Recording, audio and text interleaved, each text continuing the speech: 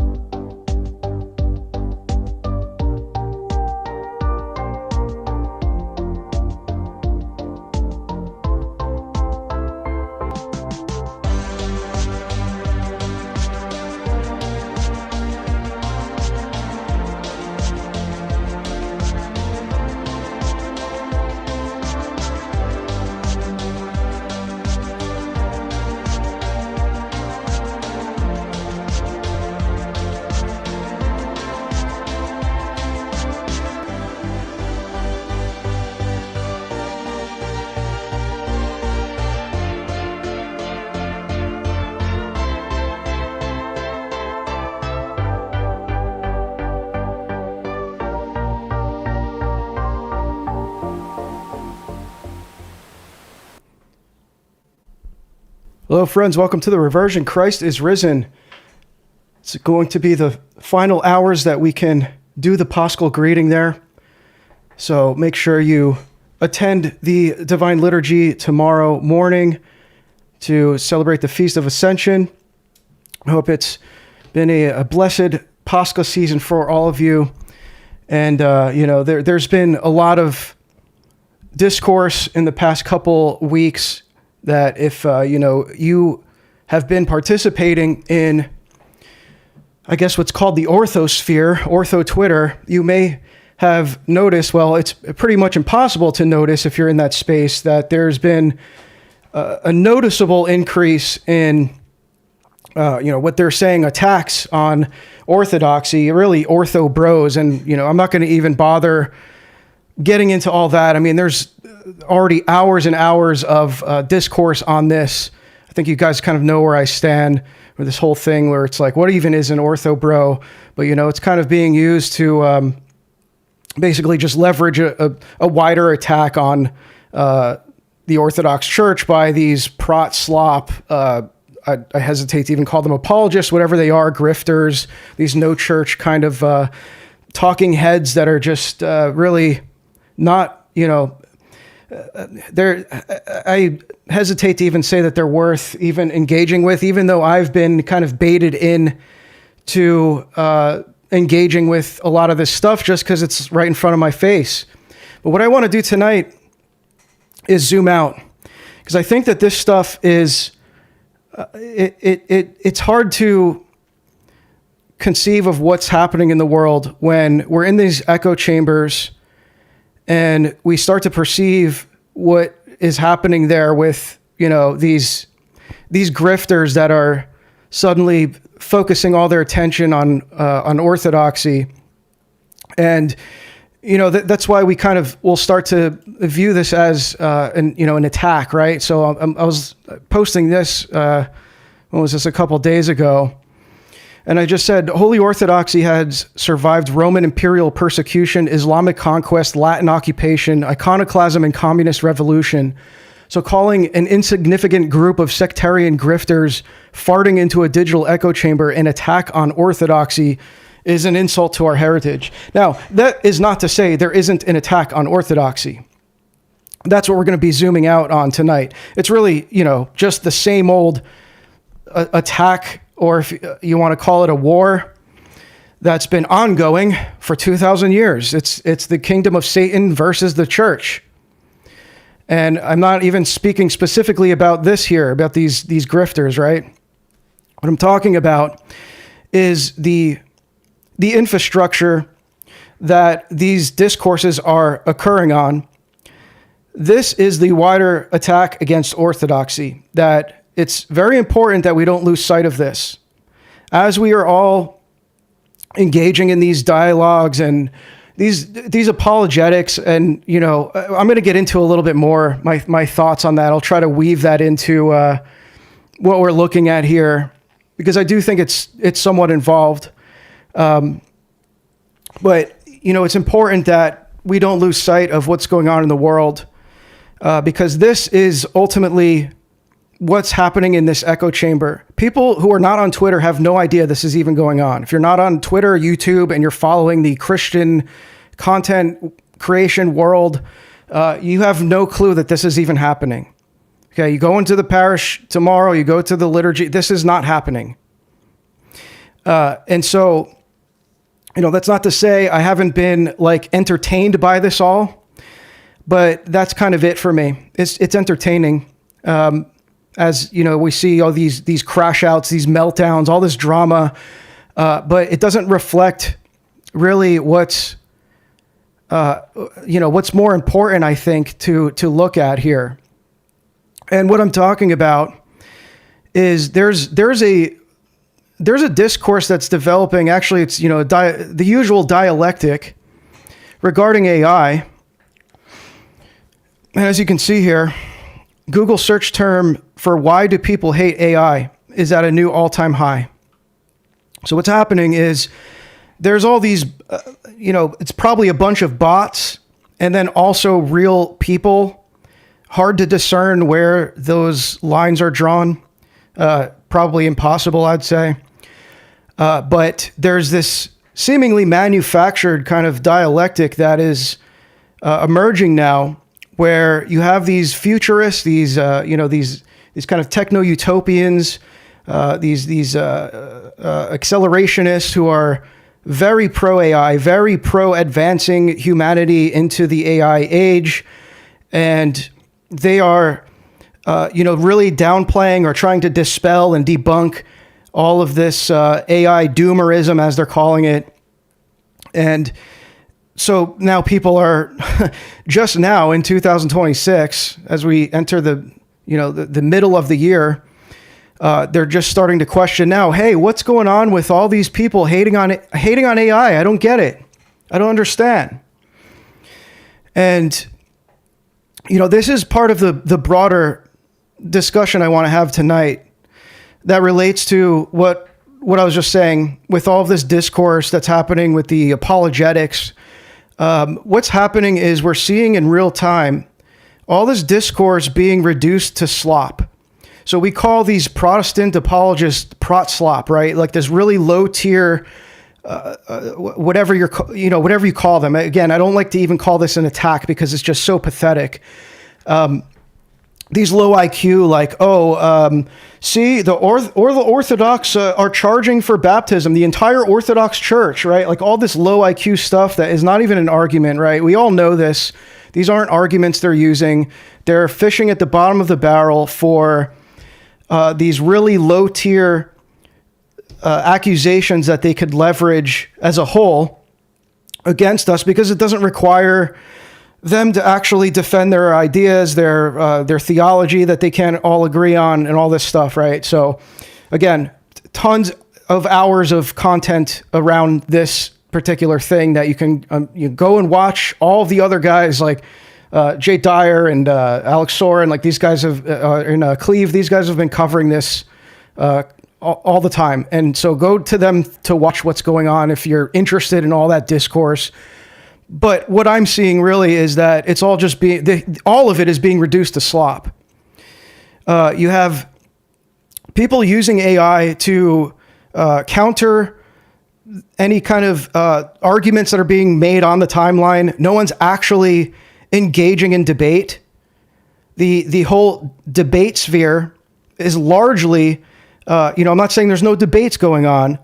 I think there's just way less debates going on, noticeably less. And most of it involves like commentary on other videos, what other people are saying. No one wants to kind of like come onto someone else's platform to debate with them. You're at these like standstills with people. And so instead, this is mostly all happening like on the timeline in the comment threads. And you'll see that a lot of the replies, I mean, even on my own YouTube channel, I'm going to show you guys an example of this. Even on my latest live stream, if you go into the comments, let me pull this up here. Okay, so if you go to, I got to delete this. Once again, I accidentally went live on the wrong thing, but you go to this one here, Bruce Scholarship, and look at the comments here. Let me just sort by, I think, latest. Okay, here's a refutation of everything I presented.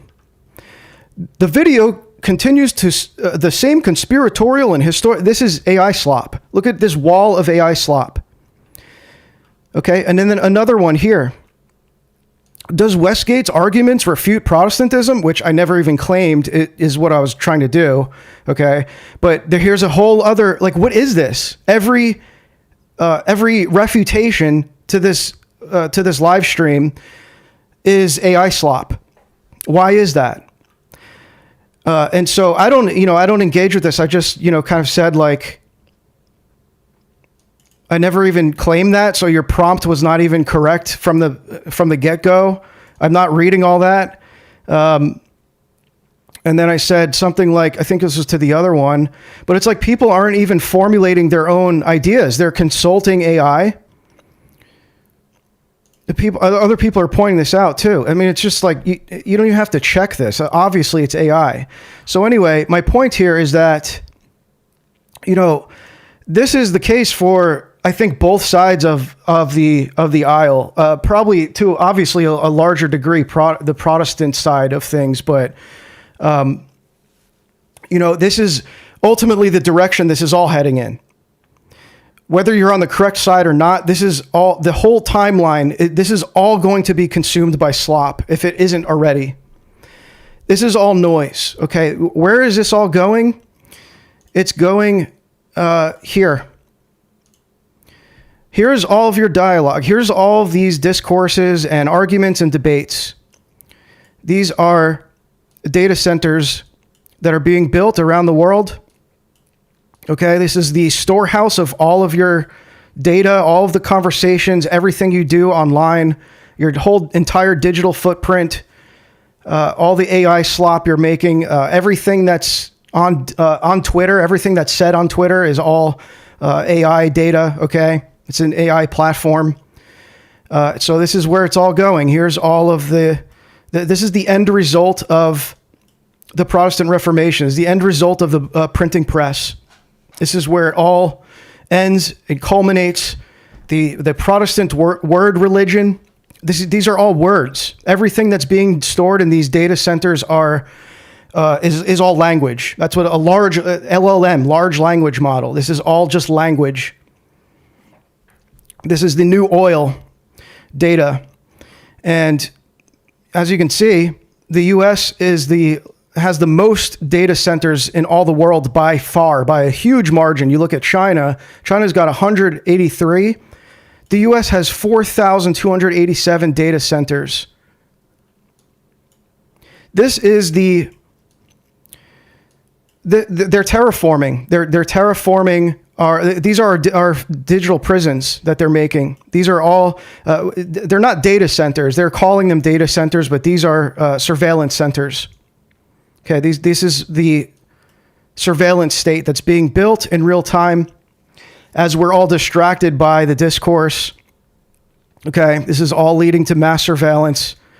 And, you can see, this is an interesting map. Like, you can look here and see that Virginia has the most, 603.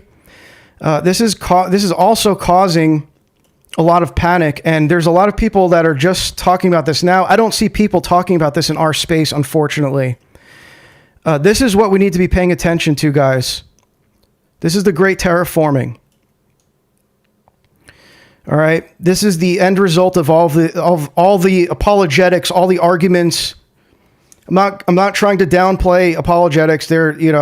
People are still coming into all these Orthodox parishes, my own included, because they are seeing all this debate content. Okay, so it is like I can't downplay it. I would be a fool to say it hasn't been useful to some degree. All I'm saying is I think we're reaching a point now where this is the reality we have to confront, and this is what it's reduced to. This is why it is just all inevitably leading to the entire slopification of the internet as a whole. And so, there's been a lot of talk about this, and Tucker here had on Kevin O'Leary, who I think maybe you all know from Shark Tank. He's a big investor, VC investor. And he's investing in a multi-billion-dollar data center that he's building in Utah that is taking up more water. It's going to consume more water than the entire state of Utah. And so Tucker presses him on this. I think Tucker has actually covered this I think he's covered it at least one or two times before. But now that it's entering more mainstream discussion, he brought on Kevin O'Leary. So, yes, and thank you, Crispy. Smash the like. Yeah, share the stream, smash the like, subscribe, all that stuff that you're supposed to do. Like I said, we're venturing into territory here that's, if you're coming here from the quote orthosphere, I think there's very few people. I don't really follow everything that's going on, but from what I have followed, I don't really see many people bringing this to light as it relates to, the more immediate stuff that's right in front of our face, at least. And so I'm going to just play some of this because I want you to hear, like I was saying, that dialectic where you have the one side kind of really advocating for this and saying that all of these dissenters against AI and against the surveillance state, they're all like this new narrative is emerging where these people are just really blowing it out of proportion. They're panicking over nothing. It's really not a big deal. These data centers are self-sustaining. They can all operate in a way that doesn't harm the environment, and it doesn't bring all this doom upon humanity. And it's actually a good thing. It's a good thing because this is a global AI arms race. In America, we as Americans, don't you want to win the arms race, right? So this is kind of the narrative, right? Oh, do you want China to conquer us? Like if we don't enter this arms race and we don't beat China, they're going to conquer us or win the arms race and spy on. Like do we want China spying on us or America spying on us? Like that's kind of the question. And so I'm going to just play this and you can see where this conversation goes. So about why taxpayers should have to pay for this if it's a private business and your tenants are some of the richest companies in the world. Why would taxpayers be required, as they now are, to subsidize this?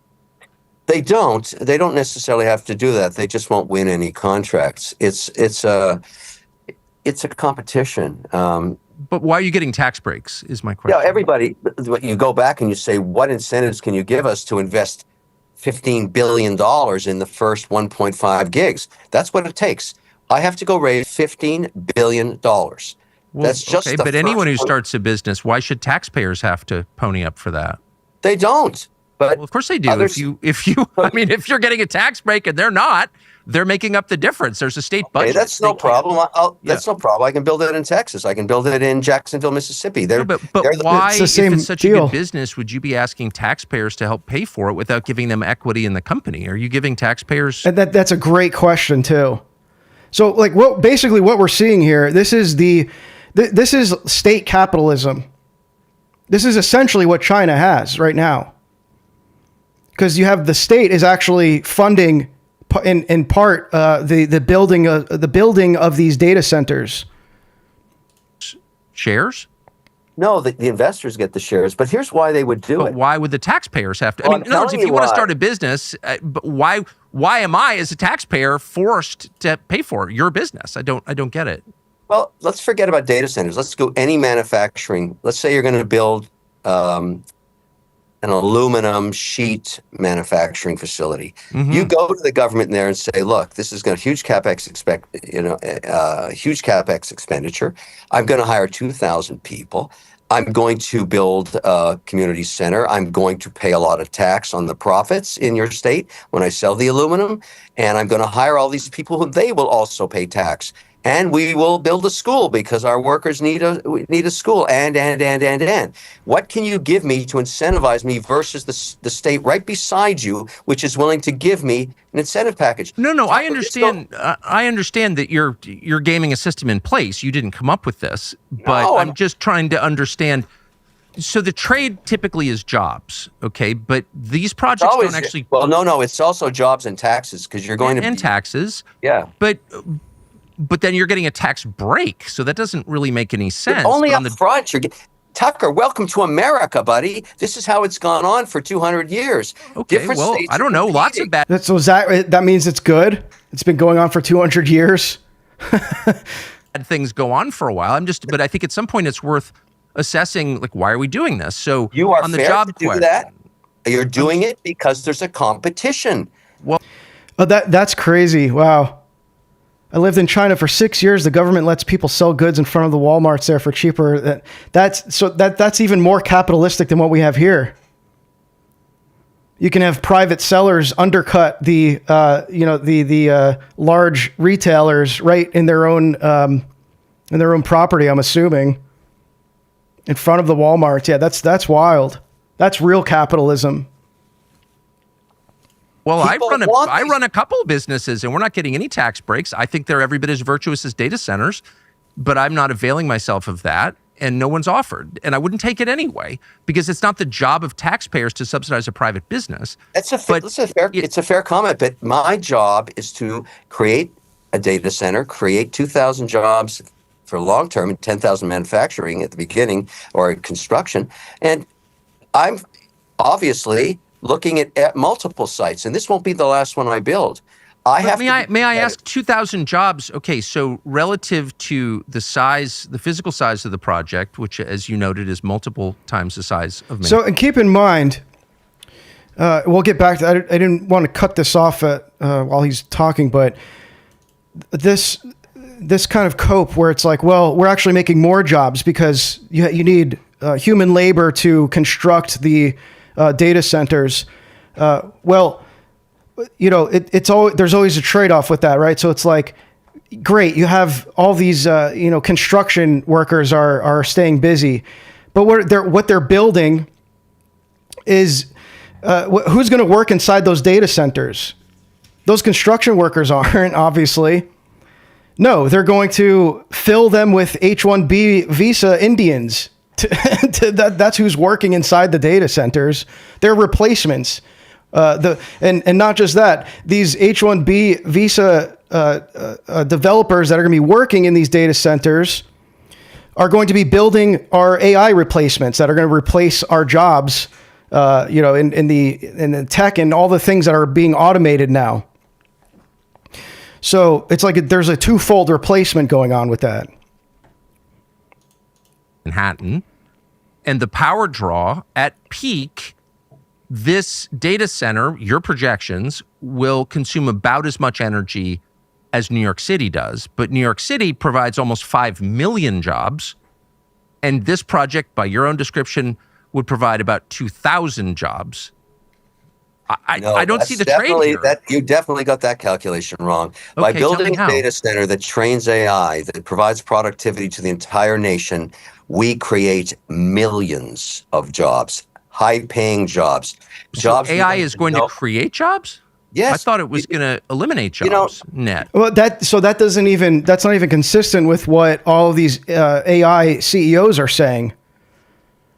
You know, you have the Anthropic CEO, Sam Altman, like all these guys are talking about how AI is going to replace all these jobs. Like they're saying that they're not even hiding that. So Kevin O'Leary's just lying. You just think about the new technologies we don't even know yet that are going to be built off AI. Everybody thinks when television came, everybody would lose their job in radio. That was complete BS. And the same thing is going to happen here. Everybody's hysteria about losing jobs, making hamburgers or flipping them, being replaced by a robot, that's probably true. But all kinds of new technology will become available over time, including in medical science and biology and all kinds of things where the models can be used. I'm extremely optimistic. What I'm doing is creating a whole new opportunity for my children. What kinds of jobs? Well, I mean, again, some of this, of course, is unknowable, and I want to be as fair as I can be because I'm grateful that you're willing to talk about it so openly. But you just said this will create AI will create millions of new jobs. You're part of the basis of AI. You can't have AI without data centers, at least right now. So what are those millions of jobs? Because we can go through the list that the creators, the people who actually are making AI right now, developing it, we can go through a list of jobs they say it's going to eliminate, which would be like lawyers and financial planners and like the basis of upper middle class America. That's going away. They've said this. This is a great question. What will it be replaced by? It'll be replaced by new science opportunities, what new does that exploration mean? into space, new manufacturing for robotics, for defense as well. Wars in the future probably aren't going to be fought with people getting shot in the flesh. It'll be one set of robots against another. Great. Yeah. So yeah, we're going to have bot wars. Everything will just be reduced to, just drone warfare. AI warfare. I mean, that's already, Israel's doing that. I think the drone technology will advance the manufacturing of surveillance, all that stuff against our enemies. And that, I've talked about this before, that this is ultimately what it is. Like, this is what this is all about. Why are these guys dumping billions of dollars into this? Why is the state backing all this? It's because it is a military technology, just like the internet. The internet's also military technology. And so this is all just a military like we have civilian access to it, and we're almost like the lab rats for testing this military technology. That's kind of how I see it. Which notably is basically China. So if you think about how, you debate the data center, I think it's fair to do that, what you're doing. But I would be very concerned if I were living in Taiwan that one day my electricity just goes out and I get invaded by basically robotics and high precision ordnance. And that's what China wants, and they want to get there first. Now, if we don't get there first, if we don't develop something better than their AI, and our ability to be predictive on where these conflicts are going to happen, I think we'll be in a bad place in 20 years. And hang on a sec. Let's go back to that map. Now, I'm not an AI expert, okay, but if we're going to look at this map, and we zoom out again, if you were to look at this map and say, who's winning the AI arms race? Because if this all comes down to data centers, to infrastructure, who's winning the AI arms race? If we're in a race with China, they've got, in the entire country of China, 183 data centers. We have 4,287. It's like, how do we need to even, I don't understand. Like, someone explain this to me. Again, I'm like a retard with this stuff. I mean, I'm just covering kind of like what I see, but how is this even an arms race? It looks like we're blowing the whole world out of the water if this is an arms race. I mean, if this comes down to infrastructure, maybe I'm oversimplifying it. I know that China is more advanced. They're, I think, probably about like 10 years ahead of us in terms of technological advancement. But if this comes down to it, the arms race involves infrastructure and like the building of these data centers. I mean, it's like there's no contest here. There's no contest. It's 4,287 to 100 to 180. Is it? I'm looking at Russia. Sorry, China, 369. Still blowing them out of the water. What's the second? It's like, who's this? Germany, 560. It's like not even close. They haven't even broken 1,000. So I don't get that. Maybe I'm missing something, and maybe I'm oversimplifying, but that's just insane to me. That like, oh, this is just like us trying to beat China. So okay, but I think it's very revealing that I asked you about jobs in the United States, and you went immediately to defending Taiwan in the South. Well, we manufacture the equipment here, Tucker. That's where it's made. But I'm okay. Well, actually, a lot of this is made in China, as I know you know. So but that's my whole point. Yes, I have actually, Bisbit. Yeah, this is again, a lot of people started bringing attention to this. A lot of the commentators that I watch in the tech space, they've really started to bring a lot of attention to this. It's been going on for a couple of years now, but there's now a surging demand for these data centers that we're going to get into shortly here, because this is going to cause a real, I think, economic and energy crisis as well, and we'll see why. I don't want to do that anymore. Okay, I want to start making it here. I want to do advanced robotics. I totally agree. But the promise of AI and robotics is that the robots will make the products of the future. So how exactly does that result in American jobs? If you're in the more specifically, what are those? What are you talking about when you say replaced by a machine? I don't buy that. I just don't agree with you because it's never happened. I'm not saying I don't want that to happen. Trust me. I'm really worried about it, almost panicked. But I'm trying to feel better. Okay. Trust me, bro. Please make me feel better. Where are these millions of new jobs? What specifically are you talking about? Well, every time technology advances, it creates new opportunities that were not foreseen prior because you don't know the direction of new tech. Think about if you and I, because we were actually around in the late 80s contemplating what new jobs would be created by the internet. And look at what's happened. It's created millions of jobs and advanced all kinds of technologies and changed the way we live. They've all been replaced, bro. Everyone's vibe coding now.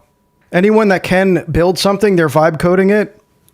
And anyone that has that had a job in tech, they are on their way out if they still have jobs. I mean, you have like AI. The AI is just already doing all of this. It's all automated, man. It's like, I mean, I don't have to explain this. It's like, I don't know what he's talking about. I get the whole capitalist argument. Look, I used to read all these economic books. I was a cringe ANCAP. Okay. So I read all of these Austrian economics, Mises and, all the what's his name? Friedman, all these Jewish, economists that are so, extremely pro-free market and everything. I've heard these arguments. All right. I'm not an economics expert. I've just read some books on this, but I'm familiar with this like whole line of reasoning he's using, that, when technology advances, it always replaces certain job fields, but then that reallocates to other fields. And so people have to just kind of accommodate that. Like the market always corrects itself kind of thing.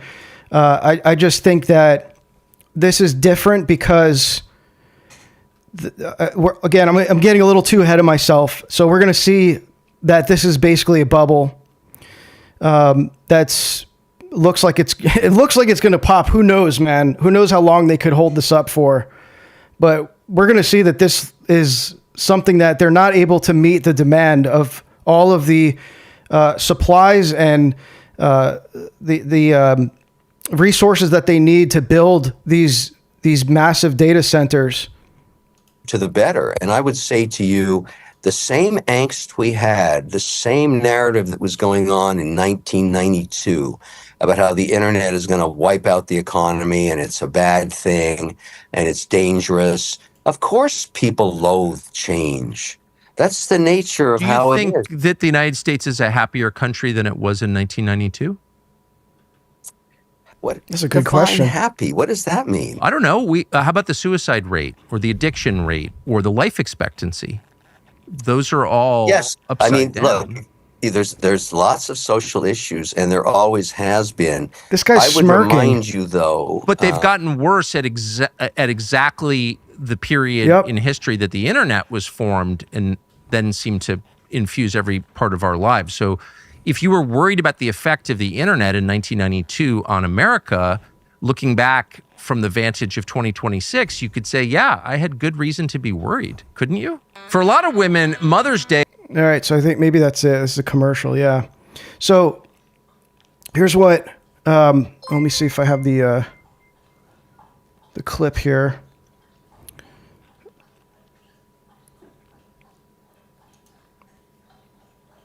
Yo, Jester, thank you for the $5. It's definitely gonna pop soon. I'm already seeing ads and commercials trying to play into the mass anti-AI attitude. The public, yeah, exactly.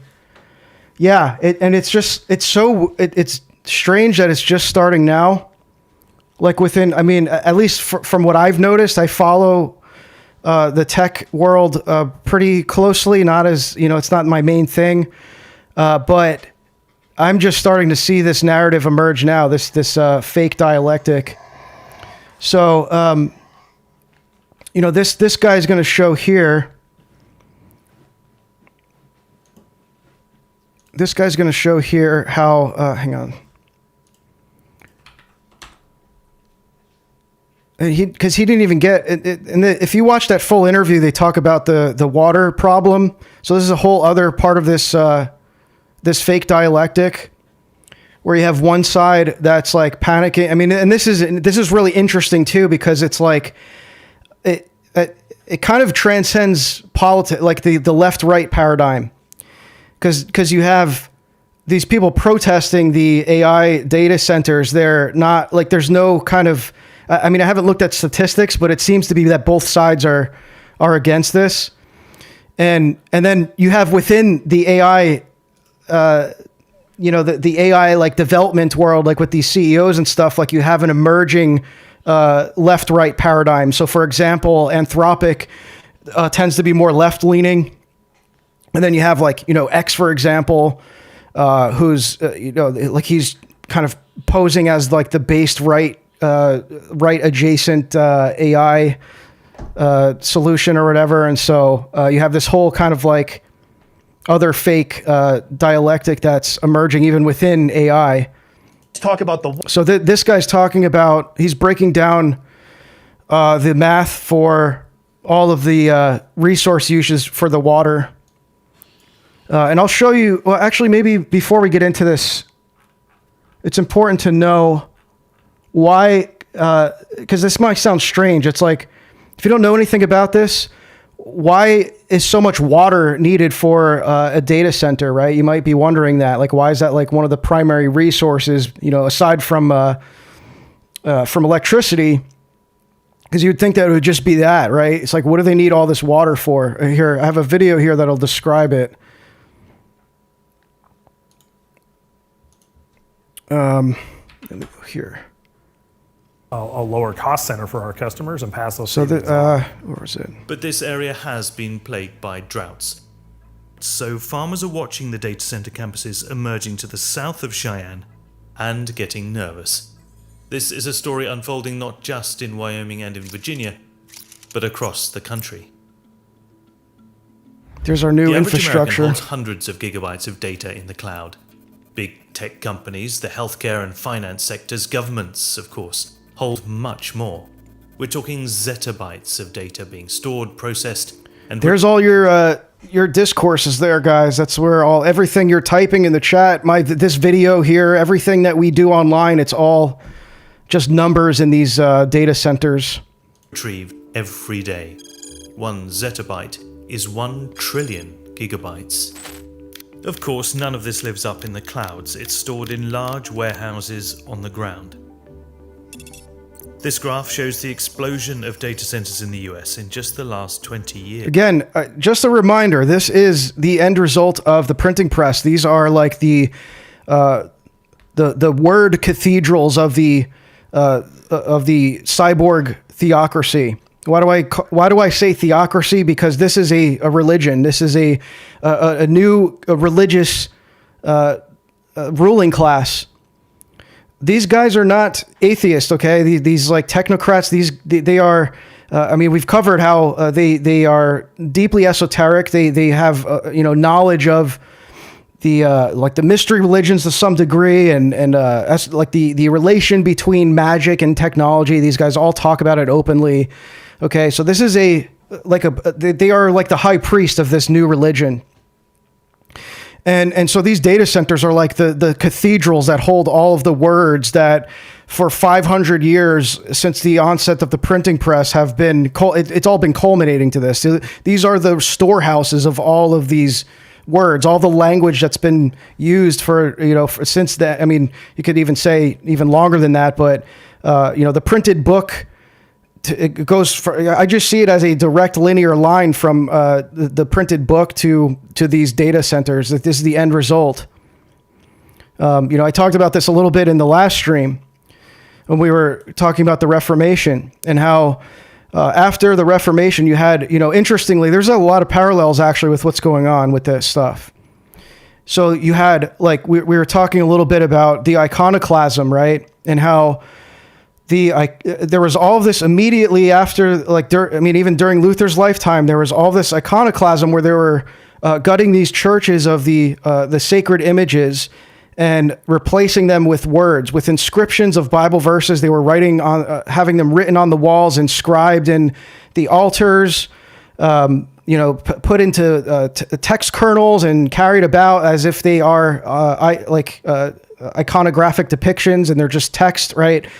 And so what are we seeing with all of this AI? It's literally an iconoclasm we're seeing. Like, this is a globalized iconoclasm that is diminishing the image of God and humanity and making the new God words. This is like the end result of the word religion of Protestantism. So in a sense, like, Protestantism is dead. Like, this is what I've been trying to say with all this discourse with the Protestants. It's like, the Protestantism has died. The internet killed it, and we're seeing the rotted corpse. Like, they're trying to revive it. That's what all this slop is. It's like, they're trying to revive their dead religion that has been completely consumed by modernity, by the spirit of the age, by technology. It started out as a religion of technology. It's ending as a religion of technology. This new religion of technology is killing it. 500 years of machine worship. This is what it leads to. These are, like I said, the new cathedrals of this religion. From above, just little white boxes, but remove the roof and you can see what all the fuss is about. Rows of computer servers performing calculations, training, and they look AI like computers models, inside. Storing data.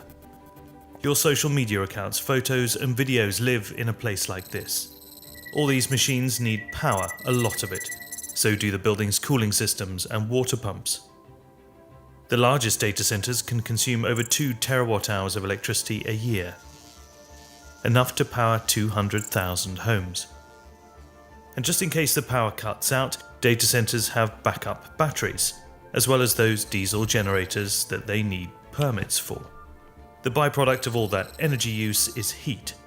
In many data centers, massive cooling systems suck out hot air. Yeah, so there you go. Yeah, Claire said that. Yeah, they're cooling systems. Loop.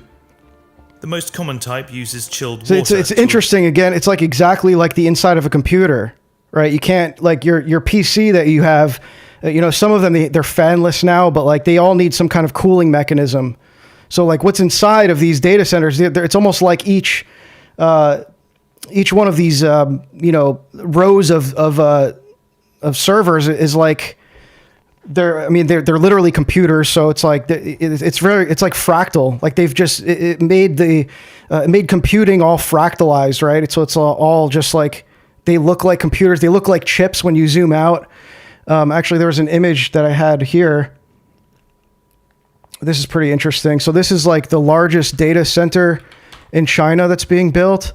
Look at this. Looks like a processor. This is an aerial view of it. That looks like a motherboard. It's just it's a fractal. This is a massive data center. This is like the size of a small town, probably. Like, look at the other buildings around it. And, it just like you're going to zoom out, and this whole landscape is like of this new cyborg theocracy is going to just look like they're making the landscape that we live in. They're transforming it literally into a computer, into a motherboard. It's just insane. So yeah, let's. I'll get back to this here. The average American holds Okay. It was this one. heat and release it from a cooling tower. The cooling systems and fans emit a constant drone. The noise level is generally below the limits permitted for industrial zones close to residential areas, but these were never designed with the 24/7 drone of modern data centers in mind. I mean, look at that image right there. Drone of I mean, I don't know if this is real or AI generated, but no, this looks real. I mean, this is actually happening. Even if this is a fake image, this is really happening, where you have these suburban neighborhoods that there's just data centers being built right in their backyard. There's all these videos of people, like the mainstream news is covering this now, and they're going around interviewing these people where the data centers were constructed in their backyards, and they're like going nuts, like they're losing their minds, because it's all like you hear this humming, really cynical kind of like like imagine just hearing a humming all day. It's like you would actually lose your mind. And there's nothing they can do about it, and it's devaluing the properties that they own. So there's nothing that they can do about it. And this is happening all over America. It's not just rural America. These aren't just in deserts and stuff that are remote. These are happening. This is an image of it right here. I mean, this is happening all over America.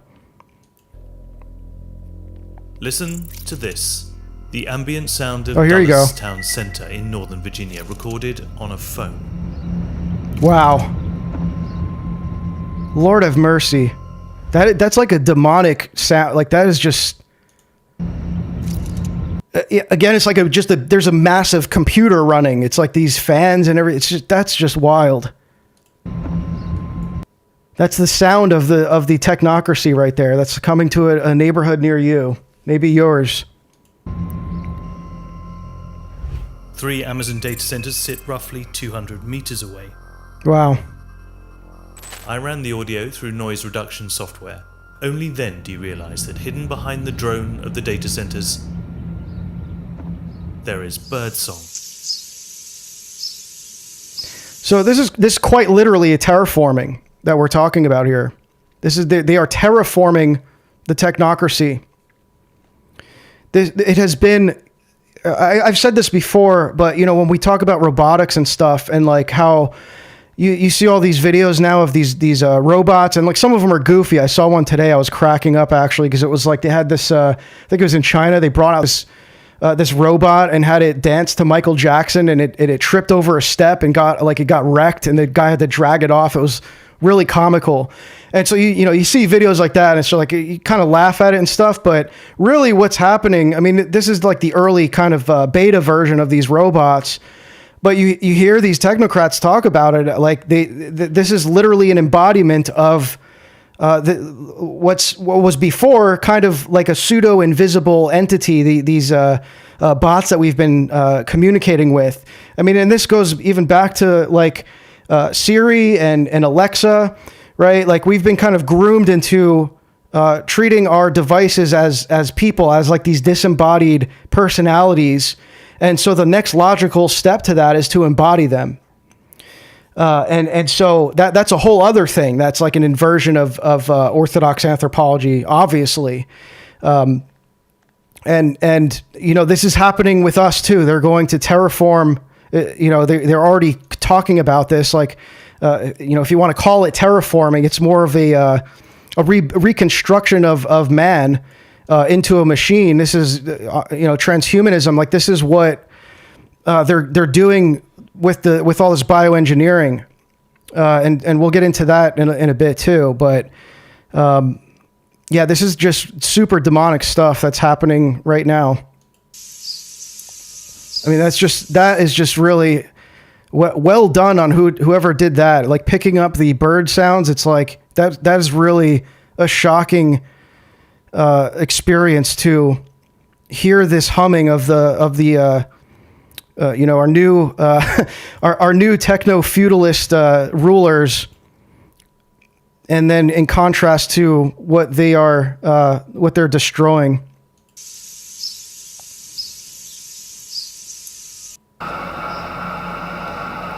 And that's just from your deck out there? That's from the deck. That's right. You can't even go outside in your front yard or your backyard. So right now it's stabilizing, but of course we're talking. I would actually I would be in a really bad state spiritually if I had to experience that, because I'm very sensitive to noise.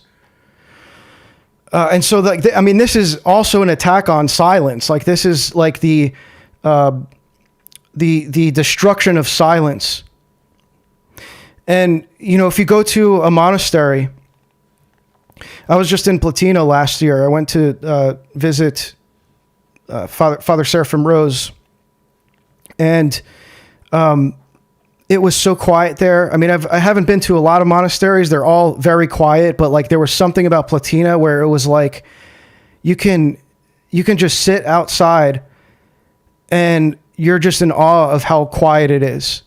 I don't think I had experienced silence like that in a long time. I not that I've noted. And it was just beautiful. I had such a beautiful experience there. And that's going to be gone. This is what they're taking from us. The monasteries may be our only refuge, actually. And I think that Elder Ephraim knew that too when he built the monasteries in America. There's a reason why many of them have fortress gates and walls around them. He does this twice a day, usually in the evening, and logs his readings with a local residents group. This has been his routine for the last few years. It's not something that you just hear, it's something that you just feel, and enough to the point when it's really, really strong. Imagine what that does to your soul. These poor people. So that's that. There's as usual, I'll be kind of jumping around here, but this also happened. What was this last week, or this earlier this week on the 15th? Elon posted this. Oh, what's up, man? Thank you for the $10. Some guy online too much. There he is. Working while listening. I see we skipped the book and panicked-based schizo dystopia of the near future. We need more monasteries. Yes, indeed. Yeah. I skipped the. This is usually our book club meeting night. I had a low RSVP list on there, and so I might even just move it to Thursday nights from now on, just because it's better for me to do these streams on Wednesday nights. So I'm trying to develop more of a consistent schedule, and I do appreciate all of you guys that have been showing up, even though I don't have a set schedule. So. We're working on that. So yeah, I might have to just rearrange some dates, but yeah, we'll do the book tomorrow. Thank you for the $10, man. I appreciate it. But yeah, so this was this week. Trump brought Elon Musk to China with him, and it's like you might be wondering why. Look at this video. Made a big it's just a meme. It's just okay. There you got Stephen Miller. Okay, that's the NVIDIA CEO. Why is the NVIDIA CEO there?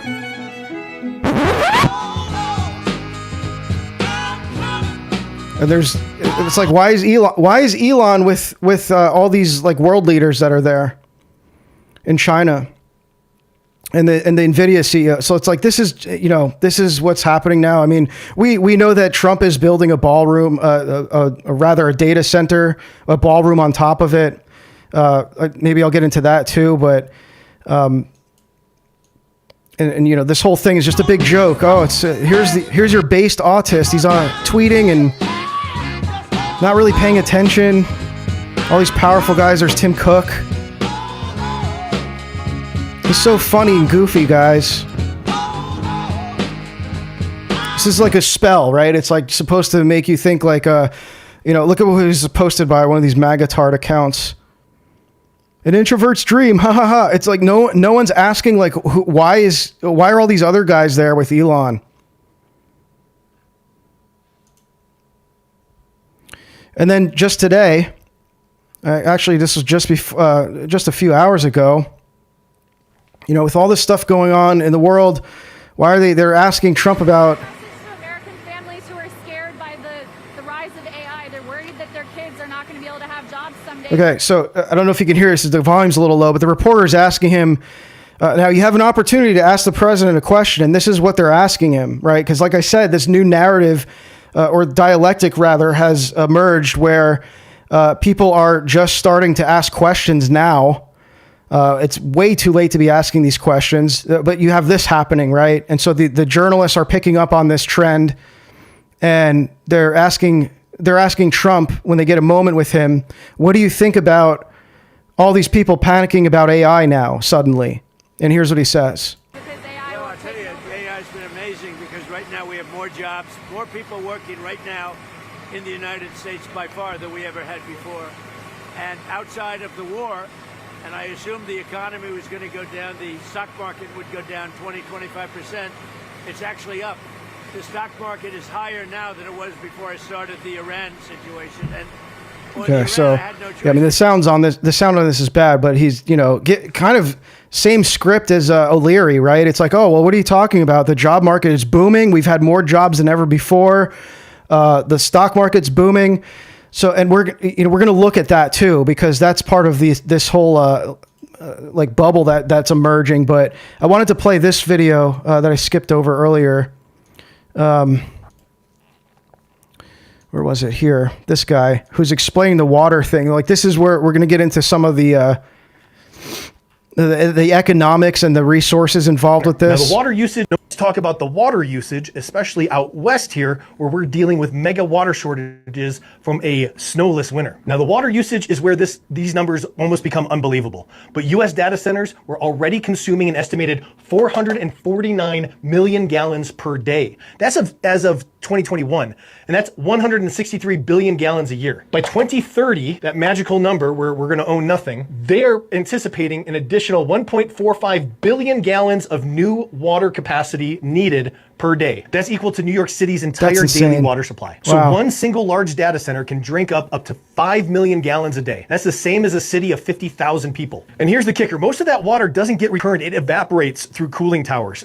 It's gone. Now, the USA far surpasses any other country for the number of data centers, okay? We have an additional 5,000 compared to number 2, Germany. So that was even more. I don't know where he's getting that from, but that's even more than what I was looking at. So there's 1,000 more than what I saw on that other chart. Data centers, okay? We have an additional 5,000 compared to number 2, Germany. So we are going way, way beyond any other country on the planet. Now, so China's not even number 2. Just keep that in mind. We're in this arms race. We're in this big AI arms race with China, and they're not even number 2. Germany is. So, again, I might be oversimplifying that. Like maybe I'm sure there's more to it than just the data centers, but like how are we in an arms race when it's not even close?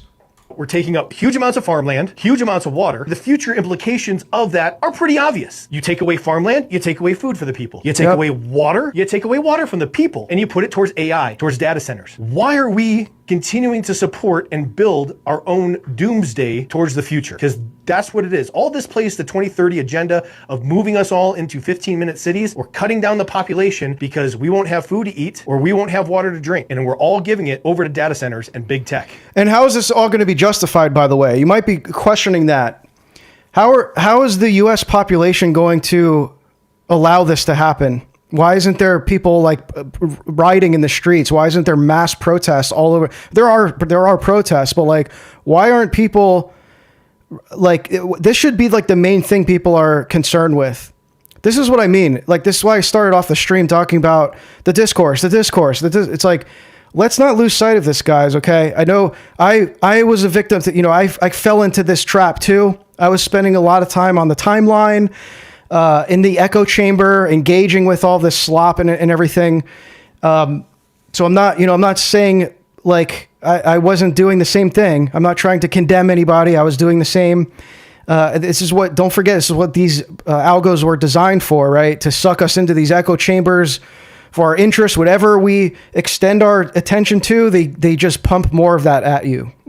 You have to do a lot of reconfiguring of your timeline if you don't want any more of the, like if you get fatigued on a certain thing that you're engaging with, which I'm personally at the point now, I'm totally fatigued of all the ongoing, never-ending kind of like, apologetics discourse like that's going on my, on my algo. So I have to do a lot of work to kind of just like readjust everything if I want to keep using this godforsaken app. Anyway, so that, that's why it's just important. That's all I'm saying. It's important to kind of zoom out here, guys. So what else we have here? Yeah, and this is all.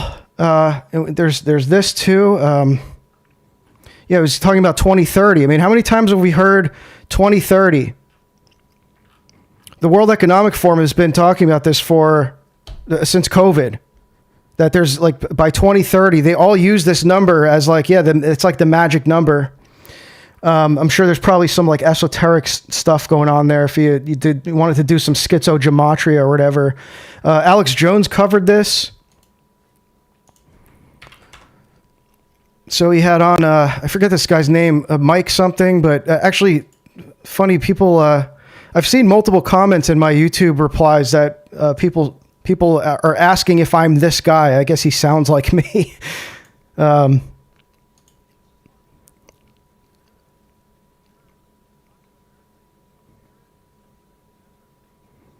I don't think he sounds like me, by the way, but I guess multiple people have said that my voice sounds like his. I don't know.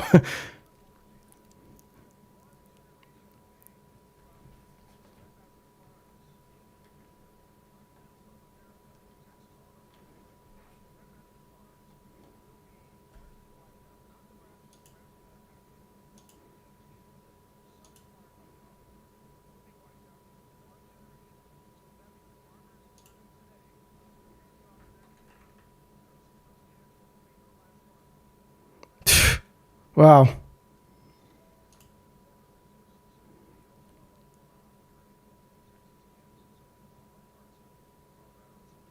Oh, you don't hear him? My bad. Oh, I'm sorry. I didn't switch tabs. My mistake. Okay, I'll just start it here because it was like a preview clip anyway. That water aquifer has a timeline. The timeline is going to put almost all farming in North Texas and parts of West Texas under the aquifer out of business within about 10 to 15 years. And much the same thing is true in parts of Kansas as well. There's a Central Valley aquifer in California, produces a tremendous amount of our food. That's running dry, and the recharge time is thousands of years. And as you said, just like they're building giant factories all over the U.S. to suck carbon dioxide out, the data centers just at one base level will use more than all the farmers in North Texas. They are literally designed to kill us. Yeah, well, the data center water draw is currently very small compared to agriculture, but it's going to become massive. It will become hundreds of billions of gallons a year. That's what I was saying. Projected, it becomes bigger than farming. Yes, exactly. So, I mean, they're kind of saying the same thing here. Yeah, exactly. There's an infographic I sent over. So they're draining your town's water. The data centers are making this a lot worse. And at the same time, then, the lockdowns on fertilizer production because of the war, because of the limits on natural gas, et cetera, are doubling and tripling. They're going to turn much of America into arid or even desert regions that are very suitable for. Okay, I'm going to say something here because this is I have to interject with actionable plans, right, for you guys, because this is very. Like it's hard to consume this stuff and not be completely black-pilled.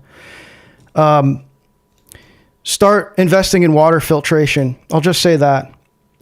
If you are concerned with this, and maybe it's like this is all being blown out of proportion. Okay, so what? Invest in water filtration anyway. Because we might get to the point where like. Yeah, these data centers, they have the potential to drain your town's water supply. Like, how long will it get to that point? I don't know. But be prepared, because you might have to start scooping pond water and just filter it out, you know? Like we might have to abandon the water, the whole like water infrastructure. Data centers with solar panels and AI systems and a lot of sunlight capture. Yeah, reverse osmosis, yeah.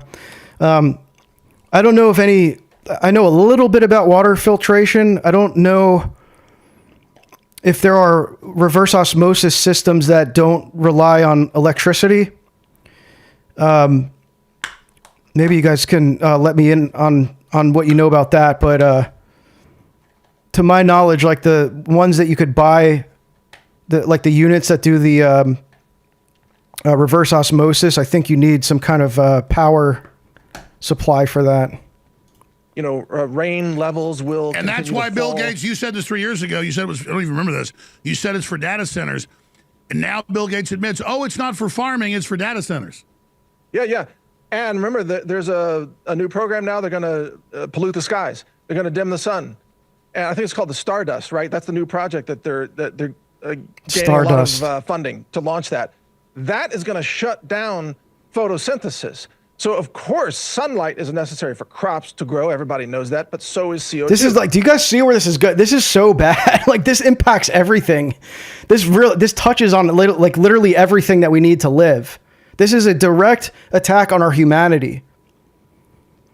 Okay, it's not just the church. Like, this is, I mean, it's an attack on the church in the sense that it's like everything that's at war with humanity is a war against Christ's church. But this really just impacts everything. You can see how everything's interconnected with this. The water, it's like the water is like the crucial point there where, yeah, it's like you don't have food without water. You know, it affects the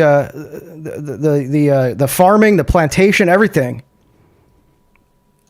So it's the light together with the CO2 that creates photosynthesis with water. Yeah, from photosynthesis, the ground. air. That's what creates crops. That's what creates rainforests. That's what creates plants for pollinators, for the honeybees, etc. They're collapsing the globe's ecosystem. They're collapsing the global ecosystem.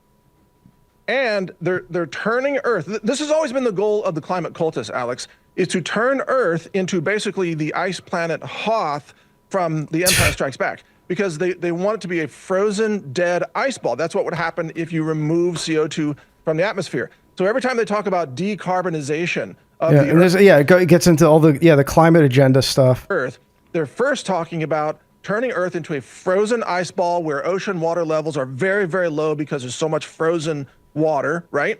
And then the decarbonization is the humans, because we are the carbon. And it's very easy to kill off billions of human beings if you're an evil globalist and you cut off the supply of food, fertilizer. So population control, everything. It all kind of culminates here in these data centers. Yeah, Blade Runner. Yeah, this is like literally Blade Runner dystopia. Even the demons are scandalized by how evil the American. I mean, this is all demonic activity. You know, this is really just what it is. It's demonic activity. I mean, it's interesting that this is all, coming around now. Again, not that this is like a new thing, but it's now entering kind of the mainstream discourse now, and getting attention. As like, think about what else happened, right? What happened last week? All these fake and gay alien disclosures, right? And now who's talking about that? Like that crops up once in a while if there's like some murmurings about it, but that's kind of like already people have moved on from that. It's not that it's not that the alien agenda has stopped. It's just like, this is what I mean. You zoom out of the discourse, right? Because like everything's so contained in these, like with the algorithmic distribution of this information, it's all just like whatever people are talking about. Like you're not getting the real stuff that matters, because the algorithm doesn't care about that. The algo just cares about what people are putting their attention on within your already developed echo chamber. You have to go through a lot. Like it's crazy, because you have to actually first recognize that you're in an echo chamber that is just like accelerating and just continually pumping out endless stuff that is pertaining to that temporary thing you're interested in. and then you have to make efforts to reconfigure the timeline so that you get stuff that you want, that you think is more relevant. And so it's just like the whole thing is cooked, man. This whole way that we receive information is totally cooked. That we're all dependent on these algos to receive news, for them to tell us what's important. It's AI. We have to trust the AI to show us what we're supposed to be caring about right now. It's very easy to get lost in it. Again, I fall victim to it all the time. But it's like you have to have that awareness that these technologies, even the ones that you're using to talk about the stuff we're talking about here, you're using this infrastructure. Like this is the terraforming that they're doing. It's all to bolster this all the discourse that we are neck deep in every day.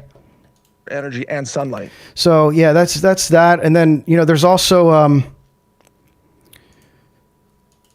I mean, this is part of this, again, this fake and gay, dialectic here from one of the anti-data center groups I'm in. Just really dark stuff to believe and spread. So there, this is like one of these, I don't know who this guy is, but he's probably, he's an AI developer. So he's, techno-optimist and, just complaining that these guys are just doom posting. Like, oh, this is really dark stuff that these guys are actually like really cautious about this. And so the guy's saying, Bill Gates insider admits data centers built to kill and replace 200 million Americans by 2030. There's that magic number again. Now, I don't know the legitimacy of this claim. Stuff about Bill Gates is you kind of have to go and find him saying it, because a lot of people will just like attribute stuff to, like, there is like, to be fair to this guy, there is a lot of like doom posting around, just like Bill Gates, like kind of exaggerating maybe some of his claims and stuff. That's not to say he's not one of like the most evil people behind this stuff, but I wouldn't put it past him to say that. I mean, it's like, do you need further proof to know that he's like pro depopulation? I mean, we already know that about Bill Gates. So like, I don't know if he used that exact term, they'll kill and replace. I mean, that's pretty extreme, but what's the sentiment he's saying here? A data center insider has come forward with horrifying revelations about the AI mega facilities rising across the country. The elites in charge of this are preparing to perpetuate crimes against humanity on the scale the world has never witnessed. And behind these data centers stand the usual suspect, Bill Gates, BlackRock, Palantir. I mean, that's true. You also have Zuckerberg, NVIDIA.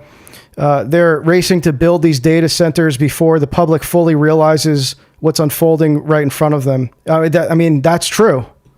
That's true, because why is it that the public is just talking about this now after the fact that we have 5,000 of these data centers across our country that have already been terraformed? It's too late. It's too late to be noticing this and to be complaining. It's way too late.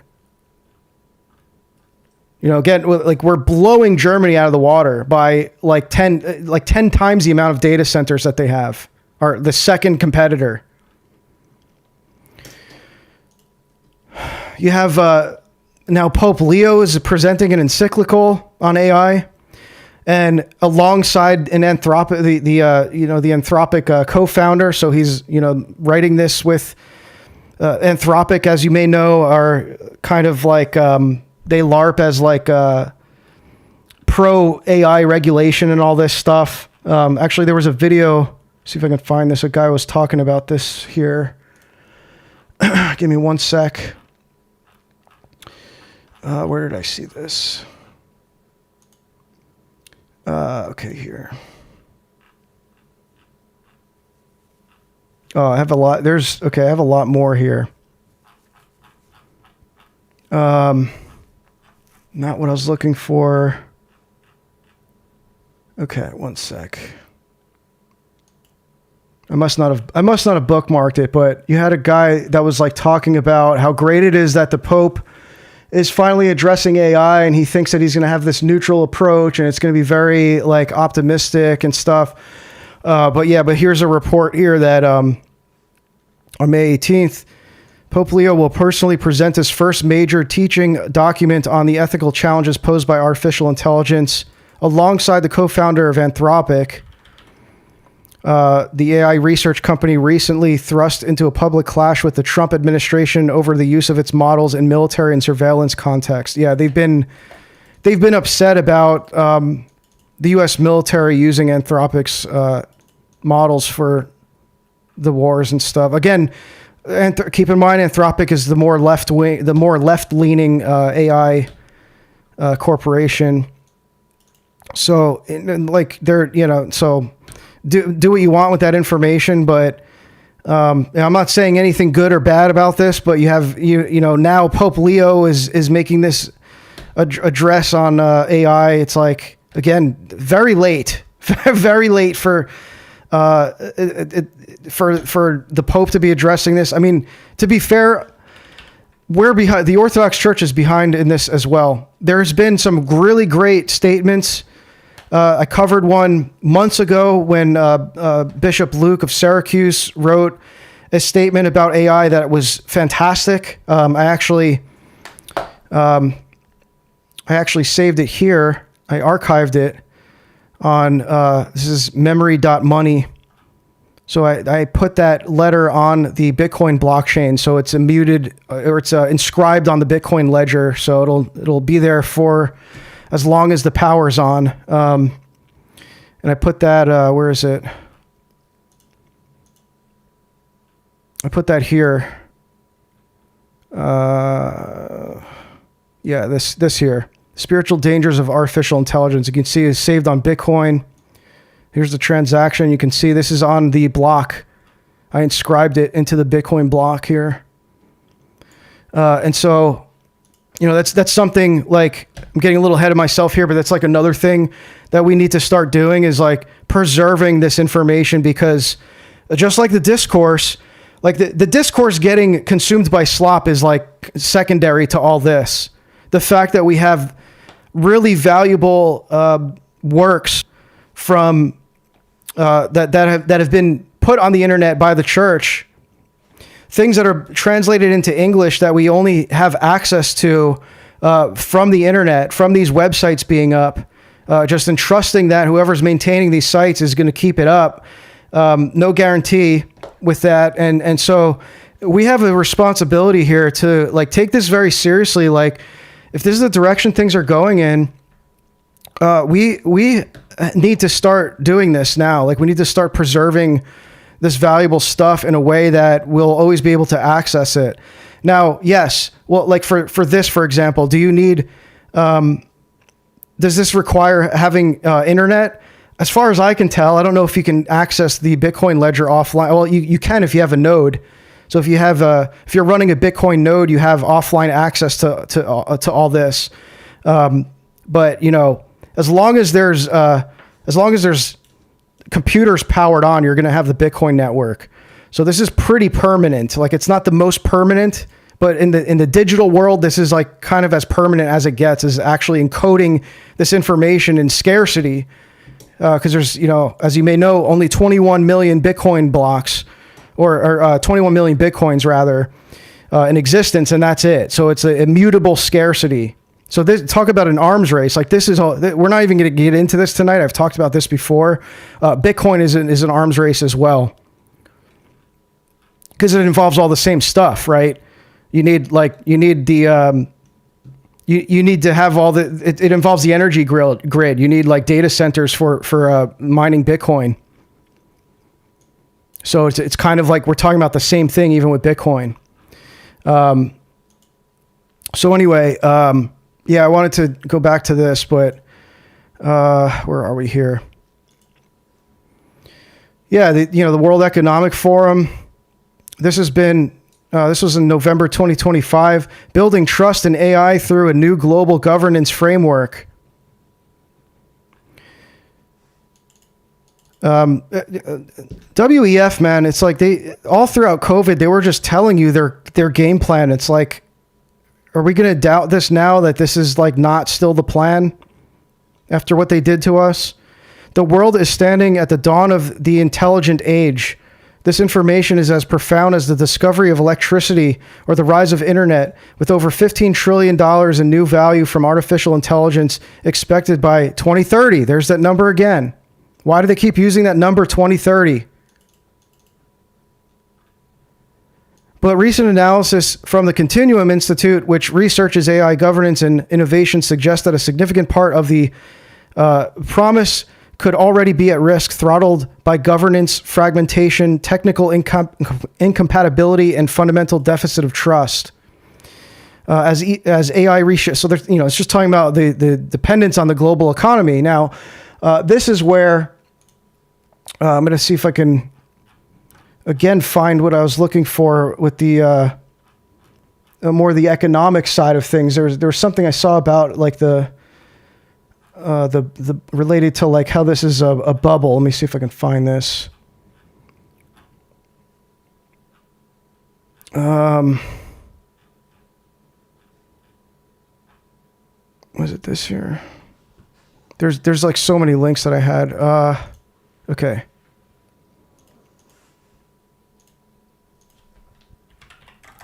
One sec. Oh yeah, okay. Was it this video here? This guy. Oh, I won't play this whole thing, but this guy explains all the economics here about. The AI boom was supposed to be unstoppable. For the last few years, investors, tech companies, politicians, and Wall Street have spoken about artificial intelligence like it's the next gold rush. Every major company wants in, every big tech firm is racing to build data centers, every investor... Oh, I just remembered. Okay, so there was gosh, hang on. Yeah, I'll just let this play while I find the link. Wants exposure to AI. And the message has been simple. This is the future, and the money will keep flowing. But now a serious problem is appearing underneath the hype. The problem is not just chips, it's not just software. It's not just whether people use ChatGPT, Gemini, Claude, or whatever comes next. The problem is much more basic than that. America may not be able to physically power the AI boom fast enough. And according to Bloomberg, almost half of the data centers planned in the United States this year are expected to be delayed or cancelled. And that's why this story matters, because if the AI boom has been priced like everything will go perfectly, but the infrastructure is already failing to keep up, then the question becomes very serious. Is the AI bubble starting to pop? Bloomberg reported the US economy is increasingly tied to data centers and the AI boom. So you kind of get the idea there. You just presented like the main case, but there, I mean, even just, what was this? Oh, well, this is back in April. This is an article from Bloomberg talking about how there's a shortage of transformers, and it's causing a delay in more than half the U.S. data centers that are planned this year. And so, this is a crazy dilemma, because it's like, well, if you don't want an economic collapse, you don't want this mass kind of catastrophe that is on the precipice here with this AI bubble popping, because it would crash the global market, because you have all the stock. This is what the stock market boom is about. It's all AI. So if there's a bubble that pops because the infrastructure can't support the demand, you have an economic crisis on your hand, at the very least, on top of probably all the the infrastructure, the resources that's involved in this, that I'm not sure even to what degree that would involve. But so it's like, do you want to see that happen? Well, then you have to kind of root for the demand to keep up. Like, you have to kind of root for the system to keep up with itself, like for the resources to be available, and like for them to be able to accomplish this without crashing the economy. It's a lose-lose. It's a lose-lose for that. Because if they succeed in this, then we have it just means that the surveillance state and all this stuff that's coming is going to just happen faster, maybe on their goal of 2030 or sooner. And then worst case scenario, there's just a catastrophe that occurs that delays this to an extent, But yeah, it's just talking about here how half of them have been canceled. One big reason is the shortage of electrical equipment such as transformers, switchgear, and batteries. They're needed not just for the powering of AI, but also building out the grid that is seeing increased consumption from electric cars and heat pumps. Okay, so also, as we all know, there's a massive increase in gas prices that is probably related to all this. Electrification is a key solution, both tackling climate change and powering AI ambition. It's just like this is just we're in trouble here. Like, I'm not trying to sugarcoat anything. I just think this is clearly we're in a bad situation here. That nothing good is going to come out of this. And with all the fake discourse, like all the again, this kind of like fake dialectic that's emerging now with these debates, it's like going to really obscure what we're supposed to know. I mean, it's same with COVID, right? You're kind of seeing the beginning of like what was happening with COVID, with all you start to see the two sides emerging. Oh, they're blowing it out of proportion. It's not that bad, guys. And then the other side is like, no, it actually is like the beast system. You're seeing the same thing. And so where's this going? I mean, where's this going? This involves everything that we do with technology. You have our smartphones, like everything, they're talking about this here. I don't know if you guys saw this. This is wild. Every new car in the US will be required by law to have tech that puts constant surveillance on the driver on the driver by 2027. Okay, next year. What's also happening next year? If you watched my previous streams where we talked about the digital IDs and how they already have the infrastructure in place, they're already beta testing it. The EU just rolled out a digital ID to access the internet, and there's multiple states in the US that are that have bills drafted for. And they're voting on these bills. I think they've passed in a few states, if I'm not mistaken, for implementing a digital ID system, or rather they're calling it age verification checks for the safety of children online, that it's going to be applied to the operating system level. So anything that even can potentially connect to the internet that runs an OS, any device that runs an operating system is going to have these, quote, age verification checks, which is just an ID collection, program that's going to be hard coded into every OS. And so same year, they're rolling that out in 2027. Same with this surveillance tech here. AI in your car will determine if you're sober and fit to drive, automatically turning off the vehicle if it determines you're a danger to the road. Oh, thank you, AI. So no more based,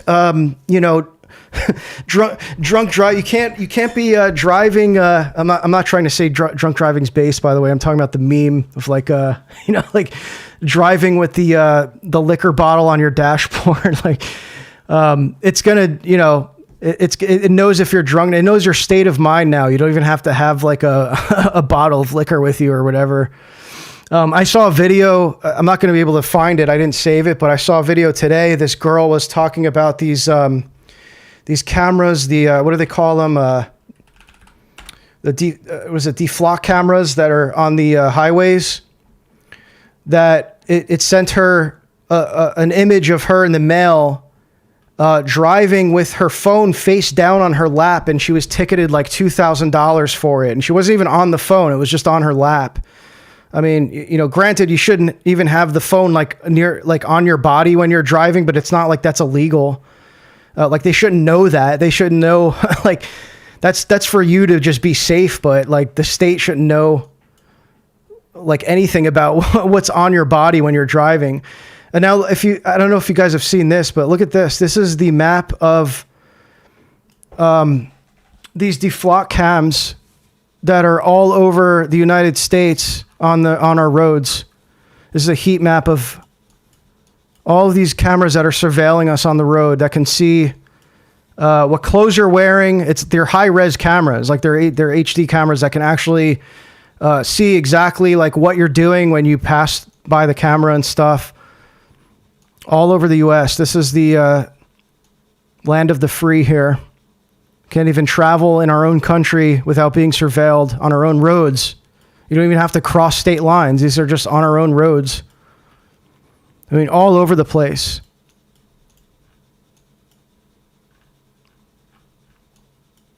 Look at that. I mean, you're probably look. They're in decent shape up in the central regions here. You have Montana, North Dakota, South Dakota, Wyoming. They're chilling up there with at least in that regard. Not too many road cameras there. But look at the rest of the country, man. That's wild. The whole East Coast is cooked. Chicago, like, look at Chicago. It's lit up. Yeah, nothing will escape the eye of the state. Yeah, it's, I mean, it's really like the Orwellian, like, I know it's kind of like a normie tier, like conspiracy, like to talk about the Orwellian surveillance state. But I mean, what else is this? Like, that's literally like, you know, that if you want to call it prophecy, is like coming to fruition here. And this is nothing new either. Okay. It's like, I'm old enough to remember the pre 9/11 world. 9/11 ushered in all this surveillance tech too. I've talked about this before, but a lot of the insider knowledge, the foreknowledge that the stock market had, that 9/11 was going to happen. You saw all this surge in stocks for surveillance tech, for specifically airport surveillance. Like they were all anticipating TSA basically before 9/11. You can watch the Corbett Report documentary called 9/11 Follow the Money on that. He traces all the money that you saw, you know, all the market activity before 9/11. And it actually was like the companies that were investing and involved in that whole scam, they were the same companies that were in the World Trade Center. Really wild stuff. But anyway, a little bit of a side note there. But the point is, like, this has been going on, you know, since 2001 at least, with the you know, the Patriot Act, right? So that, again, that's just road cameras. Like, if you saw a map of, I mean, think about this, right? We all carry around spy devices in our pockets. So if you think this is wild, think about the fact that just about every person in the United States also is addicted to a surveillance technology that they essentially can't live without. That they willingly carry with them everywhere they go, and they use it for everything. You have a lot of talk about, you know, this even goes back to a few years ago with the World Economic Forum. This whole thing, like, about people becoming phoneless, like how they're going to transform the tech into like biotech, like they're going to just have this stuff embedded in our, like, you know, our brains, our hands, or whatever, so that we won't even need phones, right? That's like they talk about this. I don't know if you guys have seen this. Shout out to Father Turbo, who reminded me of this. This was back in 2020. This is a Microsoft patent. Look at the number here. Microsoft patent 060606 A1. And what is this? This is a cryptocurrency system using body activity data. I mean, it's literally patented as 666. And I'll just read the abstract here. Like, this is wild. Human body activity associated with task provided to a user may be used in a mining process of a cryptocurrency system. A server may provide a task to a device with a device of a user which is communicatively coupled to the server. A sensor communicatively coupled to the compromised in the device, comprised of, I got to make this bigger, I can't read it. comprised of the device of the user, may sense body activity of the user. Body activity data may be generated based on the sensed body activity of the user. The cryptocurrency system communicatively. I feel like it's just saying the same thing. Am I going crazy, or is it just super redundant? But essentially, it's a cryptocurrency bio tracking mechanism that tracks your body activity and mines, it mines crypto based on your body movements. Yeah, this is Cruelty Squad. I mean, you can't even write. This stuff is so diabolical. You couldn't even write this in a script. It's just unfathomable that this is literally an actual document that was this is patented. It costs money to patent something. Look, it's naming all the investors. It's there's people investing in this. We've been using this stuff for years now. I mean, we've been groomed into using this stuff in our day-to-day life. Every time we unlock our phones, we're using biometrics. So just to access your own phone, your own data in your phone, which is not actually your data,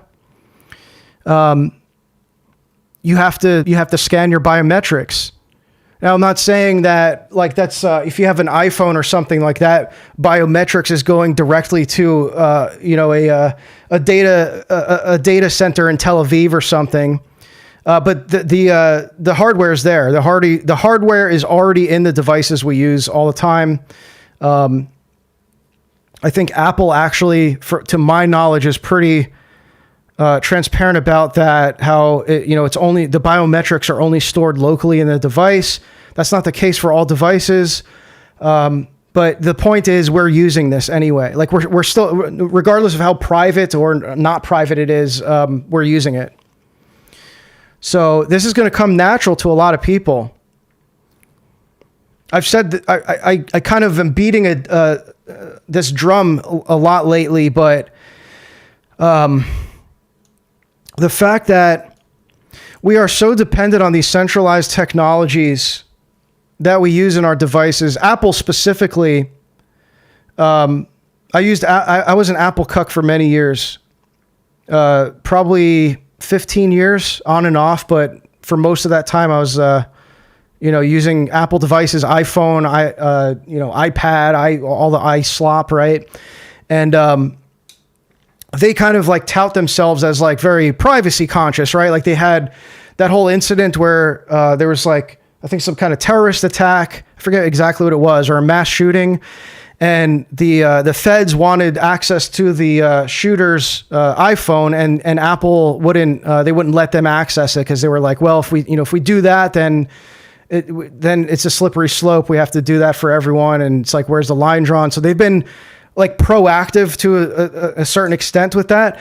But Apple is rolling out, they already have, they're working on a digital ID system. They've been working on it for a while. They're working on brain chips. So it's all just a LARP, this privacy stuff. Thank you for another $10 from some guy online. Too much. Thank you, man. I stepped away for a second and realized you shared the link. Discord is popping off. Did you ever look at this post about IBM covertly installing brain chips in California? Prisoners for... No. Let me check here. I didn't know. I'm not on Discord right now. By the way, we're talking about, for those who aren't in our Discord, probably I would join now because we're already plotting our exit, because that's kind of... We've been talking about it for a while. I mean, since they were saying that they're doing the age verification checks on Discord, it's time to find a new, we need to get out of these centralized communications. We need to do it yesterday. It's so important that we abandon these centralized comms. Sorry, let me check the Discord. Let me see here. Is it where is this being posted? Okay, I see. I got you, man. Nope, that's not it.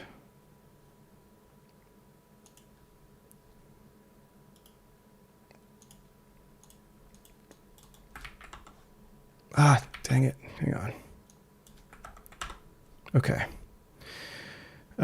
Is what mandatory now? The Discord stuff? No, so it only apply. This is the only reason I stayed on there, because for now, just for now, it applies to if you're in a server and want to access the NSFW channels, which is more common than you think. Like almost every gaming Discord has like a not safe for work channel. So if it's like adult content and you want to view it on Discord, you need to do the age verification check. But that's, it's just a matter of time that it's just going to be applied to everyone. And I've talked about this before, but like seems fine right now. If you think about it, it's like, well, what's the difference between that? And if you go to like, let's say not even a corn website, obviously, because we shouldn't be going to those websites, but like an alcohol or nicotine website or whatever, something that's like a product that's 18 plus, you have to do the consenting to like, yes, I click a button, I'm over 18. It may look like that at first. That's what I've been trying to say. Like it may come off as like, what's the big deal, man? Just let me back into the app. I need to keep scrolling. I'm just going to press yes. And it's like probably nothing. I mean, look, I've got the blue check mark. Okay. I've got the blue check mark on Twitter. It's already too late for me with Twitter. I'm already cooked because everything I do on here, it's tied to my state ID. So it's like, oh, you want to monetize? Same with YouTube. Everything I do on YouTube, it's going through Google. Like I'm monetized through Google. So there's already like a record of all the things that I've said on there.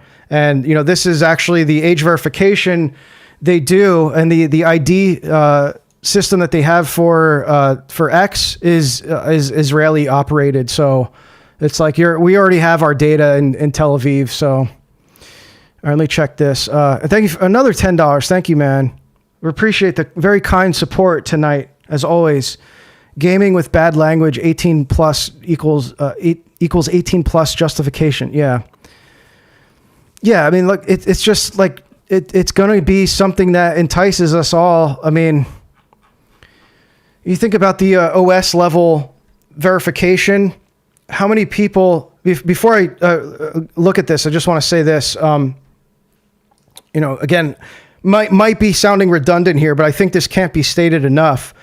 This is what I was saying about Apple, right? Like Apple, the way that Apple works is there was a whole South Park episode on this like years ago. If you watch the Human Centipede episode of South Park, and it was touching on something that's like, it was obviously like a comedic depiction of it, but it was touching on something real. The fact that like all these updates that they have that are just automated that you wake up to, because it's always overnight. It's like, oh, do you want to update your iPhone? Well, that means I won't have access to my phone for the next 20 minutes because it's got to download and install the update. So I'll do it overnight. And so it just does it overnight. There's no like, okay, let me read the TOS. Like no one reads the TOS. That's what the episode was about. No one ever reads these TOSs and they like learn about what software was just automatically installed on their device.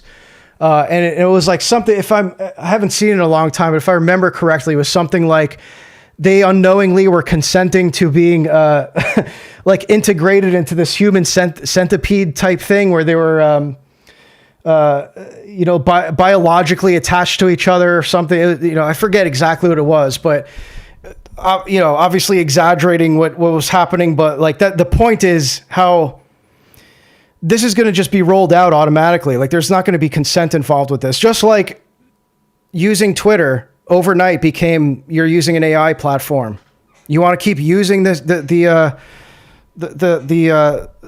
discourse app where you're posting all of your thoughts and you're getting all your dopamine. Well, that's an AI app now. So whether you're using Grok or not, you're contributing to the AI. Anyway, what is this here? In the year 2020, IBM put neural implants in U.S. prisoners without their knowledge, reporting a great success in suppressing moods with 24/7 biosurveillance. This was highly confidential, but the documentation proving it was released in legal discovery in court. Monitoring devices. This is the smoking gun that we've been waiting for. Wow. And Dawn DeVore was an RN for the Department of Corrections in California. And she became a whistleblower and became part of this program. Interestingly enough, Dawn DeVore had extracted implants just like my client did. They were very, very similar. This is nightmare in fuel. structure and type. Now, Dawn DeVore, unfortunately for her, this was done to her, but fortunately for the community, she intercepted some evidence, and this was submitted as Exhibit 2. And this was a document that was only meant for high-level management in the Department of Corrections. And it's entitled IntelliConnection, a security... Oh, but it's just prisoners, guys. Like, don't worry. We don't have to be concerned with this. This is just prisoners. Like, I'm not a prisoner, so why bother being concerned about any of this? Hey, we got Jim Bob in chat. What's up, man? Of IBM. Black pill stream. Dude, isn't every stream I do a black pill stream? Look, guys, this is the reality outside of the echo chamber. I'm sorry to say. There's all this great stuff happening. Yes, our parishes are growing, and prot slop is increasing. The Protestant apologists are seething, and all this stuff is yeah, great. But this is this is where all this is going. This is what I'm trying to say. We need to be proactive about this. How often do you see quoted on the timeline, Father Seraphim? It's in my bio. It is later than you think. How many times do you see that? Father Seraphim Rose himself. I just read something recently that I forget. I think it was Father Lexi Young was talking about how Father Seraphim Rose always had on his lips, "It is later than you think." He was always saying it repetitively. But what do people leave out when they quote that? What comes after that? It's later than you think, therefore do the work of God. That's not just saying, it's later than you think, guys. It's black. Everything's black pill. It's saying do something. This is happening. This is the reality of what's going on. As again, Father Seraphim said that in the last days, the trials of the Antichrist will be so great. The psychological trials will be that of the physical trials that the martyrs endured. Therefore, we must be living in another world. What does that mean? What other world?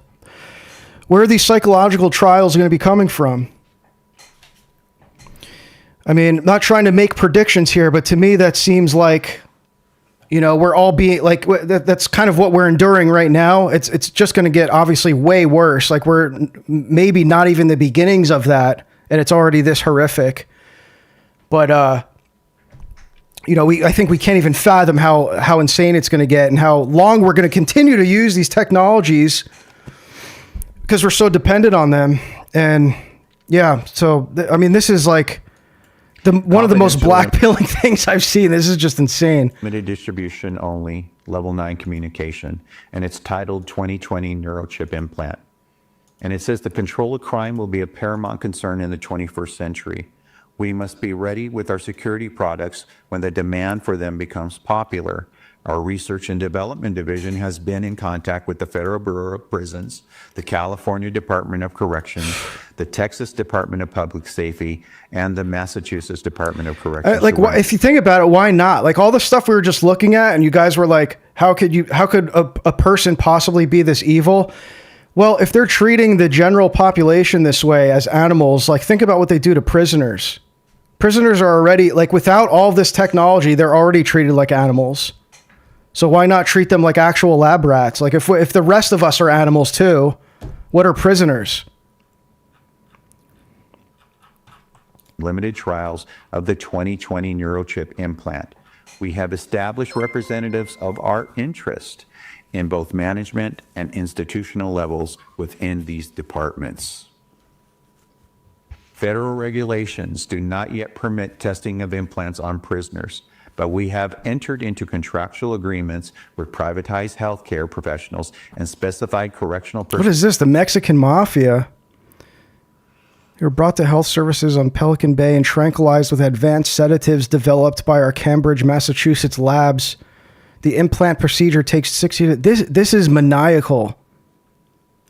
I want to see this doc. I want to read this myself. What is this called? I'm gonna look this up later. I want to have this like on file because this is just insane. 2019. There was something else that I had. I'm trying to look for this. I just have like a mess of links here. This stuff is never ending. This is why I'm just continually covering this because you can't even keep up with all this. So I have just like massive links. I mean, you guys saw this too, I'm assuming. Meant to show this a little bit earlier, but I'm sure you guys saw this. Everyone was talking about this the other day. My ministers will also proceed with the introduction of digital ID that will modernize how citizens interact with public services. With public services. So, I mean, yeah, again, like, I've been following this. I wasn't surprised to see this. It's just like very, I think for normies to see this, it is probably more effective, like to see the Crown saying something like, even mentioning digital IDs as like a thing that they're planning.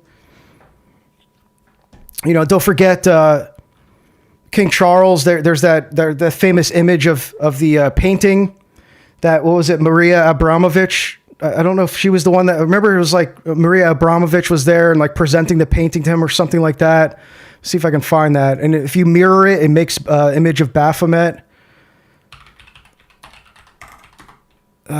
King Charles. Let me see if I can pull that up. Yeah, this here. I'm not going to Facebook. Hang on, I'm going to find it on X. What are we going to do without X, guys? When we can't search stuff on X, how am I going to find all my slop? Abramovich. I mean, I'm sure I don't even have to show this to you guys. You've probably seen it, but this here. So it was like this portrait when I think it was when you put it, like when you split it in half and then it's a little kind of like wild because it's like, okay, is this just a coincidence? Because it's like you have to split it in half, flip it upside down, and then mirror it, and it looks like Baphomet. So it's like, I don't know, man. That's how some of these people are so schizo. Like, how did you even figure that out? But yeah, I'm thinking of, okay, my bad. I was thinking of this image here of Lucifer with Lord Rothschild and Abramovich. So I got those mixed up, but maybe that's what I was thinking.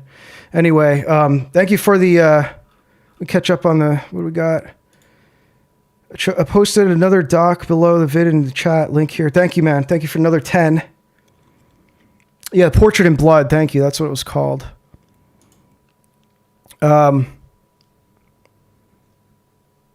So yeah, okay. Where were we here? Yeah, it's like, okay, there's another thing I had. I mean, more stuff with like the jobs, right? The job shortage stuff. These guys are all bragging about it. What kind of picture is that? Is that looks like it was altered. But here's, NVIDIA CEO Jensen Huang talking about the job shortages and stuff. So like I said, you have these guys saying it, are they doom posting when they talk about it? And then you got Kevin O'Leary. Oh, it's not a big deal, guys. You're freaking out. It's just like it's just like when the internet came out, it didn't replace everyone's jobs. We were okay.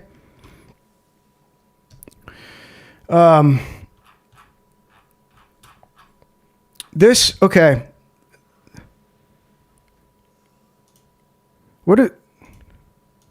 Oh, sorry, I wasn't even sharing it. My bad. I don't know what, I'm hearing a noise in my headphones. I don't know where it's, oh, okay, it's this. Sorry. I was going to play this here. Now, this is tying into what I was saying earlier, right?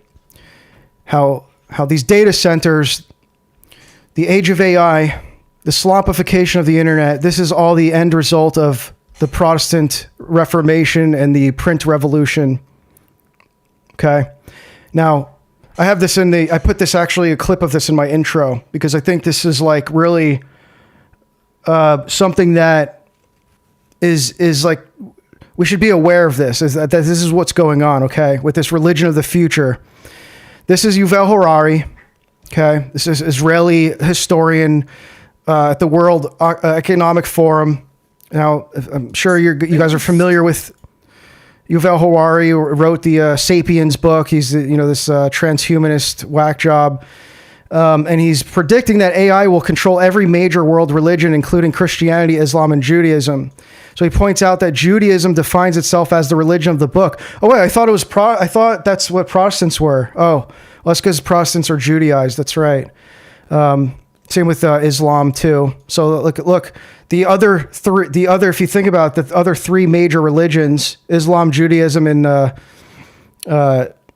Protestantism, if you want to consider that one of the major religions that are separate of Christianity, they're all religions of the book.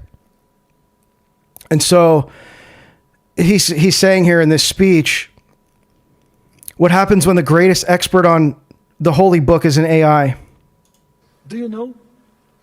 As far as putting words in order is concerned, AI already thinks better than many of us. Therefore, anything... Listen to the language these demonic retards use. Than many of us. AI already thinks better than most of us. It doesn't think at all. What are you talking about? It doesn't think. It's a series of ones and zeros. It's inputs and outputs and processing. It's CPU. It's compute. It's not thinking. They just say this stuff and everyone eats it up. Even the discourse around AI is slop. Already thinks better than many of us. Therefore, anything made of words will be taken over by AI. Right, and so that apply, and he's right about this actually. As like, despite what I just said, this is like a mask-off moment. This is them telling you what's going on.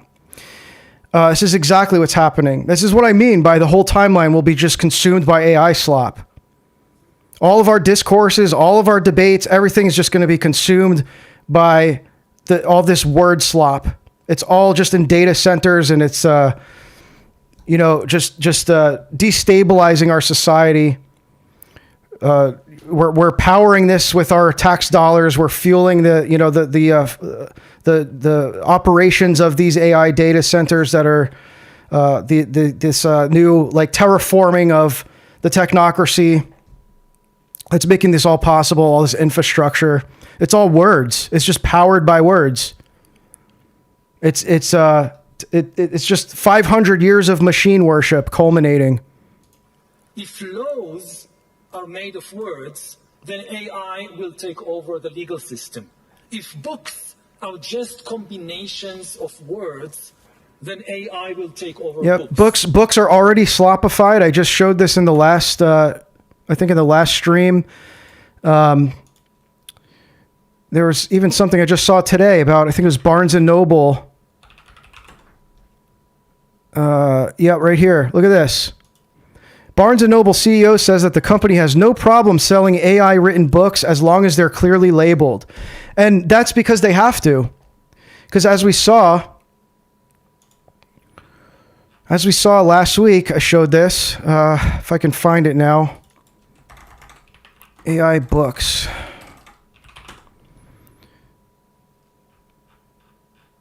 No, I'm probably not gonna be able to find. There was a chart. I was showing this chart. Like, is this it here? Yeah. Yeah. This wasn't the exact graph I showed, but you get the idea here. What is with this huge spike in literature sales, in book sales, scientific paper, right? What is with this big spike? Look, you can see here, even with music. And again, you see all the this is something that ties into what we're seeing in our tiny echo chamber. To just zoom in on this a little bit and be more practical with what we're experiencing. look at how these these prot slop apologists are replying to orthodoxy, the growth of orthodoxy, and their frustration or whatever they're coping with of not being able to come up with arguments. What are they doing? They're making AI slop music videos and AI songs. We just saw, what's that guy, needgod.net? Like he's like selling some kind of AI worship album, and it's just more common than you think. I'm speaking specifically to our echo chamber, but this is happening all over the place. Look at this graph here. So like, this is what I mean by Protestantism is being consumed by AI, and they're not, like, it's dead. It's already dead, and it's just being consumed like maggots, just eating the rotting corpse of Protestantism and anything that involves this word religion that he's talking about here, right? Because what is music is just data now. All music is just data. Scientific papers, all this stuff, books, it's just all slop now. So he's actually right about this. If religion is built from words, then AI will take over religion. Religion is not built from words. He's speaking from, just to contextualize this, if you're not aware, he's speaking from a Jewish perspective. This is just some Kabbalah nonsense, because they believe that the creation narrative in Kabbalah is that the entire cosmos was put into existence by this word magic, by the Hebrew language. God used the Hebrew language to put creation into existence, to put the created order into being, and the material world, it was all just done through words. Like they take that literally, like the speaking of creation into existence. So that's where he's coming from. This is particularly true of religions based on books, like Islam, Christianity, or Judaism. Judaism calls itself the religion of the book, and it grants ultimate authority not to humans, but to words in books. Humans have authority in Judaism not because of our experiences, but only because we learn words in books. That sounds exactly like Protestantism, doesn't it? No human can read and remember all the words in all the Jewish books, but AI can easily do that.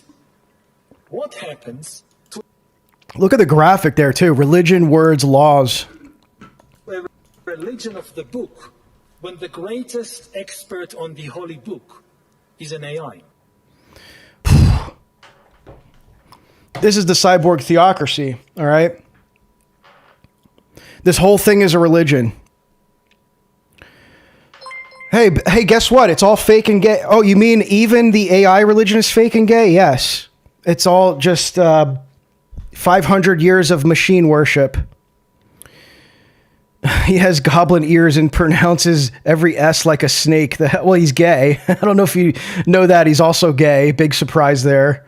Thank you for the $5, Jester. Appreciate it, man. Do you know? Can't tell if Jewish or gay or both.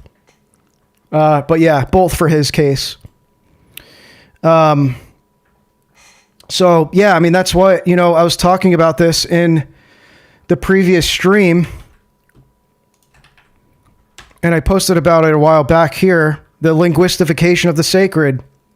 This is the word religion. And this is what the Protestant Reformation did. It turned the a word religion, and it reformed like you had this Rosicrucian kind of objective of like the Reformation of the whole wide world. Like, oh, the Reformation didn't go far enough. It's just spreading across Europe. We need to reform the whole wide world. And the word religion transformed into a world religion. And like, what are we seeing now? Look at this goofball talking about how everything is words. And so AI will just, embody all of this, Kabbalistic word magic and make it the religion of the future. That's all this is. All the data centers, the stuff that they need, billions of gallons of water for, it's for words.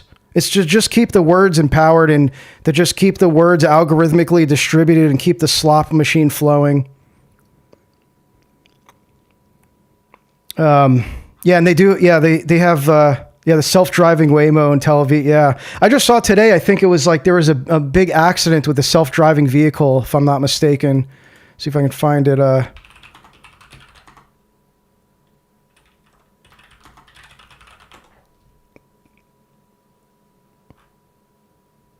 Yeah, was it this? No, it's just a random accident. I don't know if I'll be able to find it on the search. I don't like save enough links with all the stuff I see, but yeah, I saw something today about a self-driving car that crashed. It was wild to go. When I was in San Francisco, you know, I'd heard about this for a few years now, like that they have these self-driving cars, like these Ubers that drive people around in San Francisco. And I saw that when I went there, and it was really wild because I was only in San Francisco to stop at the what is it called? The Holy Ascension Cathedral where Saint John Maximovich's relics are. That cathedral there. And I saw that the first time I ever saw a self-driving car was outside that cathedral. And it was just such a wild contrast to like literally step outside of probably the whole, like, if I were to guess, I mean, I don't know California really well, but probably one of the most holy places in California, in that godforsaken state. And sorry, I don't mean that, because there was a lot of holy ground in California when I was there. I was like surprised to learn that. The rest of it is cooked, you know. That's kind of what I'm referring to, is like you see that contrast. The moment you step out, it's like you see a self-driving car and you're like, whoa, this is wild, man. It was really alarming. Existential Threat by Sparks. I don't know that one. Waymo bumper cars type of. I haven't seen those Waymo cars. Is that something? Maybe that's what I'm thinking of.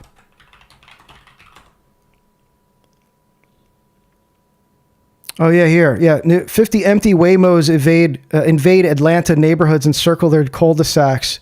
Yeah. So? What the hell, man? Kidding me? Cyborg Theocracy. There you go. Dude, they're gonna crash. What the hell? They're cooking. They pull them over. What, is there like a malfunction here? Like, what is going on? This is wild. Waymo after Waymo after Waymo enter this dead-end street, usually wow. in the morning. I think yesterday morning we had 50, and we had at one point 8 Waymos. Oh my goodness, man. To figure out how to turn around. The Waymos are empty and not picking anyone up. Parents are worried. Not only who's controlling these? Dangerous. We're families, we have small kids, we have animals and pets, we've got kids getting on the bus in the mornings, and it just doesn't feel safe to have that traffic. Neighbors reached out to Waymo. The thing about these are Waymos, right? There's nobody in them, but the ones in San Francisco, I didn't even mention this, but part of the shocking aspect of that is that they're like taxis. Like they drive people around. So like you'll see someone in the back seat and then no one in the front seat. It's like really shocking to see. It's super dystopian, probably the most dystopian thing I've seen in real life. Like outside of these kinds of videos, like to see that in real life, like somebody, they're just scrolling in the back seat, like not concerned at all that there's nobody at the wheel at all. And they're just being driven by a program. And then you're stopped at like a red light and there's just a self-driving car in front of you that you're waiting for, hoping that it, you know, it knows to go on green. Like, it's just crazy, man. Yeah, I mean, look at all this stuff about self-driving cars. Comma AI. Is Elon talking about it? Tesla's, Tesla has self-driving capabilities. Yep, this is all, it's later than you think. I hate to say it, but it needs to be said. Needs to be reminded constantly. What is this? Wow. This is what boomers think are cool. Yeah. Yeah. It's the boomer apocalypse, man. I had so much other stuff, but I just got kind of lost there. Let me see where we're at. Oh yeah, and then this is crazy too. I don't know if you guys have seen this guy. And I think again, this is playing into a little bit of like the left-right paradigm that you're seeing in the AI discourse, because I think this guy is a little bit more left-leaning, if I'm not mistaken. But he's spot on about everything I've seen him talk about. And so this is about AI, technology AI. So I don't know what that wording is. Technology AI social network destroying. What is that? Destroying birth rates. He's talking about AI destroying the birth rates. Not have children. Like for real. Let's step here back a moment, right? Never thought of it that way. Yeah, look, GDP goes up. People have a lot of no one's having kids. Do you know how hard you need to abuse a mammal to make them not have children? Like for real. Let's step here. I like that they show the. Never thought of it that way. Yeah, look, GDP goes up. Yeah. Oh, look at that physiognomy. You're telling me you never thought of it that way? Treating people like animals. Okay.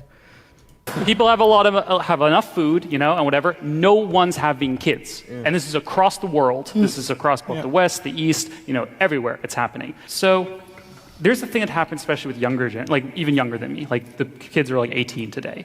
There's a huge problem where they don't dance. No one dances. They go to clubs and they don't dance. Why is this? Because you get recorded. Yeah. If you're an 18-year-old kid, you go to a club, you get recorded. If you approach a girl and you mess it up, you get recorded. Everything is panopticon now. So if you had to ask me why, my answer is technology. My answer is social media. My answer is AI. My answer is algorithms. Do you know what dating app algorithms do? Do you know how they optimize? They don't optimize you to meet your love of your life. They optimize you to keep coming back to the app. Yeah. And now there's a thing that basically we have sold out all of our dating norms, all of our our interpersonal norms, to tech companies without our consent to optimize their ad algorithm. I think there's a deep thing where we as a society have not dealt with the fact that we have to steward technology responsibly. We have treated technology as a Wild West. Absolutely. Yeah, and everyone claps that sentiment, but how do you do that? No one ever tells you how to do that. Everyone agrees with that, but how do you go about doing it? No one's telling us. What does that look like? This is why the church really needs to, we really need to bring this under the discipline of the church.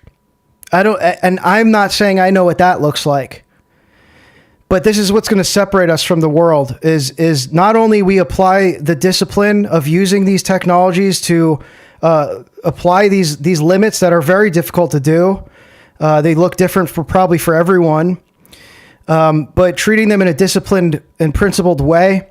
Probably something like digital minimalism is a pretty good approach that something that I've tried to apply to my life, and that involves not just our usage of the technology, but what technologies we even choose to use in our lives. And the basic gist of it is I think of like the Amish, for example. Everyone thinks of the Amish as Luddites, and they're not actually Luddites. They will adopt technology. They just do it in a manner where they have almost like a council, and they discuss the trade-offs in adopting any new technology that they use. Obviously, they're not connected to the grid, so anything that they do use, if they use let's say a power drill, which they do, they use power drills. But they'll do it in a Talmudic way where it's I'm not, I'm just not going to plug it in to charge the battery. I'll take it to the town and have someone else do it or something. And then, but they use it. The point is that they use it if they determine that it has more benefits than negatives. The kind of principle is, I think, something that we should try to apply to any technology that we adopt. Do you need more than one computer? Do you need a laptop and a desktop and an iPad and a phone and another, a backup phone? Do we need all of that? Right. And it's thinking about what you are using the technology for, right? What do you need an iPad for that you can't do on the computer or on your phone? Do you we just adopt this stuff because we're supposed to have it. and no one's ever slowing down to consider if they need it. No one asked for this stuff, right? No one even asked for the iPhone. The iPhone was just thrusted upon us. No one asked for this. No one was like, oh, I want apps for everything. I want to tokenize. What if we just tokenize everything? This is all just being thrusted upon us. No one's asking for it, okay? So there's no consent anymore. But, you know, these guys, they will not tell you.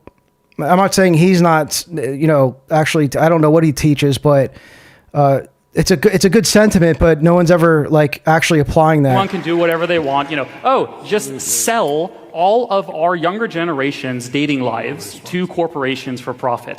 And who pays the cost for this? Who has liability? So I think the real problem is that we are, as a society, as a government, the generations that came before me, and also my generation, I don't want to exclude myself from this, but also the generations came before me, just let technology rip.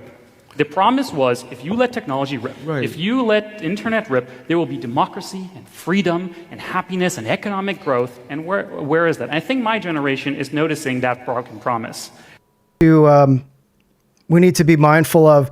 The Greeks talk about this a lot too, by the way. Like there's no coincidence that a lot of the Greek Orthodox prophets and saints are very, like a lot of the prophecies concerning the end times come from the Greeks. I mean, understandably so. We don't have that sense of preparedness in America because we're so comfortable, and we love consuming, and we don't want to even be confronted with these ideas that we're talking about tonight. A lot of the stuff that we looked at, it's very discomforting as an American because we love our slop. We love our, we especially love our goy slop, but we love our digital slop too. Probably even more so.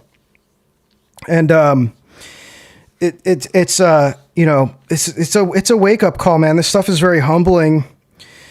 When you start thinking about the luxuries we're going to have to sacrifice. And so the sooner we can start detaching ourselves from the dependency on this stuff, the better. And again, it doesn't look like an abandonment of all technology. Some people reach out to me. They're like, I don't know how to do this, man. I can't unplug everything. I'm like, dude, you don't need to unplug everything. No one's saying that. No one's saying just become a Luddite immediately. This is not an easy thing to do. I mean, we're so connected. It's like, just start one thing at a time, slowly weaning yourself off. A lot of the stuff is digital. We're talking about digital drugs here. I knew back in 1988 the world would need butchers. No, I didn't. I didn't left school at 14. I made trade-offs. Yeah, a lot of people saw stuff like this happening under the Bush administration too. I wasn't really.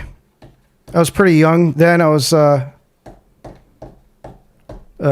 kid, so I wasn't paying attention to that stuff. But yeah, I mean, I don't know what else to say. I feel like I'm just being redundant, so maybe I'll just double check I didn't miss anything. Thank you again for all the support, for everyone who tuned in. Hope that this isn't too black-pilling. That's why I try to leave you guys with some actionable stuff that you can just start doing now. Doesn't have to be all digital. I mean, a lot of this is, I think, coming in the digital form, especially with, in regards to the surveillance and spying and, the digital IDs and all that. Yes, there's stuff you can do. This is why I'm telling people to install Linux, specific Linux distros. Depends how paranoid schizo you want to get about it. But there's a whole list. Maybe I'll pull this up just if it's useful to you guys. There's a list that Brian, what's his name? Lundgren or something? Brian Lunduke has been maintaining. Where is it? Let me see. I'll pull this up. Okay. This is Brian Lunduke's GitHub. So if you go to this here, does it age verify? He's been really on top of this stuff. Operating systems that have publicly stated that they will not comply with age verification. So this is what you should be looking at if you're like, I want to get a head start on this. I'm not willing to wait till next year for the prompt to submit your identification. I want to get a head start on this now. Look at this list, and these are the OSs that you want to start considering, and you can install these today or tomorrow, whatever. They're very, it's not that difficult. There's tons of tutorials online. I'll look into starting to do this myself for you guys if you want. They all kind of are generally the same process, but if you have a spare PC or even just your main PC and you want to start doing this now, you can do that. That's a start. That's one thing you can do. I happen to think that even with this, it might be temporary, but I think you've got a much longer lifespan on any of these than you do with your mainstream OS. Any Linux distro, KDE Plasma is a great, exactly. Yeah, KDE Plasma is kind of the go-to if you're used to the Windows UI. Not going to be that difficult of a transition. You can pretty much do anything that you were doing on Windows or Mac OS on almost any given Linux OS at this point. It's not as difficult as to use as it was in the past. I do everything on Linux. Like I was like kind of hesitant to stop, to get out of the Mac, Apple cuck. What do they call it? The ecosystem. Because it's like everything in the Apple ecosystem is so connected. That's why everyone's like so dependent on it for everything. Because I was like, well, I'm a creative. Like, how am I going to do all this video editing and the content I do and the recordings and video stuff? Well, turns out you can actually just do all the same stuff you were doing on any OS on Linux, and you can do it better. It just takes more effort. This is what this is all going to require. If you want to start trying to circumvent this stuff, it's going to take more effort. You're going to need to get your hands dirty a little bit, get a little bit nerdy. But if you want to keep using these technologies without being enslaved to them, you're going to have to learn how to control them. Linux gives you that control. Okay. It gives you that privacy to varying degrees. Now there are OSs that are going to comply. Ubuntu's the big one. That's the one that like people would usually tell you use Ubuntu if you're, used to Windows. Very smooth and easy transition, but Ubuntu's compromised now because they agreed to the age verification checks, which I don't know how that's going to work with headless servers, but they're talking about it. I don't know how they're going to implement this stuff. But this is the list. This is the list you want to look at. I use Artix Linux, and I've had no issues with it. It runs great. Some of these are not the prettiest looking, but again, so you're sacrificing something. It tells you the ones that are using age verification or that are unsure about it, right? Uncertain. And I think he's got a list somewhere else of the ones that have opted in. So, you be nerdy. I'll just put, exactly. I mean, everyone's got a role that they're going to have to start being active in. This isn't for everyone. A lot of people I think are going to check out. I'm concerned for the people, especially the Orthodox people. This is like our main concern, our community, right? But I'm concerned about Orthodox people that are just going to that they have no idea about this stuff. They're just going to go along with it. Mint is Ubuntu. Is Mint Ubuntu? I think so. Mint. Oh no, Mint. Wait. Yeah. I think Mint is Ubuntu based. What's the one I was thinking of? Manjaro is Linux. Manjaro is Arch based. I think maybe that's one you might want to look into. There's this whole thing. I'm not going to even get into this. It's getting way too in the weeds. But there's a whole thing. If you're familiar with Linux, with systemd, it's called, which is like the it runs all the services that go in the background. And they found that in systemd, there's an age verification check mechanism. So that's why I use Arctic Linux, because it doesn't even use systemd. Like, I don't even want the potential for that in my OS. Like the potential for there to be any kind of age verification or identity collection. I don't even want it. But yeah, like I'm not, like, I'm a tech guy. I'm not really good with like farming and stuff. So I'm more concerned with like information. and getting it offline. All these guides and stuff for farming, like how do we do this stuff? Well, I can't really, I'm not a farmer, but what I can do is like develop the systems to start offlining this information so that we have it accessible and available to us when we need it. So I don't know how to do everything, but I could be the guy that knows how to access anything offline, right? It's like everyone's got a role. So,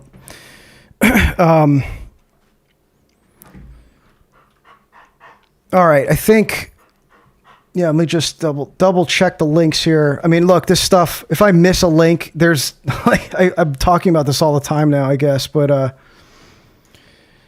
digital IDs, there's more stuff with this. I mean, I didn't even show this here. We've got,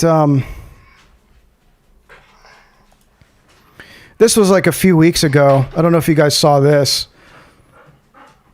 This is the EU. You have Ursula von der Leyen, who's talking about the EU rolling out age verification. When it comes to the safety of children online, the situation is extremely worrying. 1 child in 6 is bullied online. Like if you just, when you're listening to these people talk about this, if you just keep in the back of your mind, or rather in the front of your mind, that it's the same narrative as COVID. They're just using it, they're framing it in a digital sense. It's like, instead of the threat being an invisible virus, it's now the protection and safety of children online. Like the EU suddenly cares about that. 1 child in 8 is bullying another child online.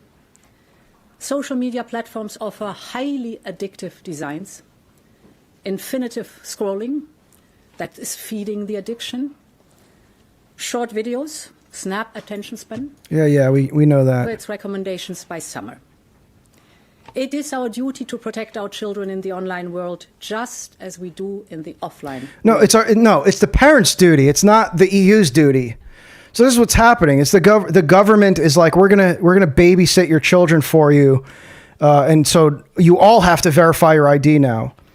And think about like how absurd this is, because there's going to be like some kind of indication that you're a verified account, similar to what we have on X, right? Like think about X, how it's optional, of course, right now. Like you can use X without getting the blue check, which I would advise you do, by the way, if you don't have a purpose for like monetizing on X.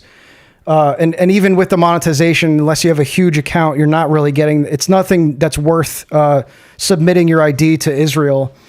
Don't do it. Like there's no unless you really want to boost your account. I mean, there's a lot of incentives for it, but it's like, I don't think it's worth the trade-off. If I could go back and not do it, I would opt out of it. But if you think about, on X, for example, right? It's like the blue check mark. Yeah, it has all those like perks, but also ultimately what it is doing is saying that you are a user who has a state identity tied to your account. And that's, I think, how it's going to look with the verified accounts, like across every platform we use. There's going to be some kind of thing that shows, that indicates that you are, you pass the age verification check. So what does that mean? There's going to be a visual distinction with even anonymous accounts, which they're pushing for not even having anonymous accounts anymore. That's going to indicate whether you're under the age of 18 or not. So how is that protecting children? Where you have now, instead of not knowing how old anyone is on any given account, like the internet used to be, it was just it was all anons. When it was like back in the day on the internet, literally everyone on the internet was anonymous. And now what you're going to see is a visual marking that's indicating if somebody is underage or not. So you're trying to protect children from predators.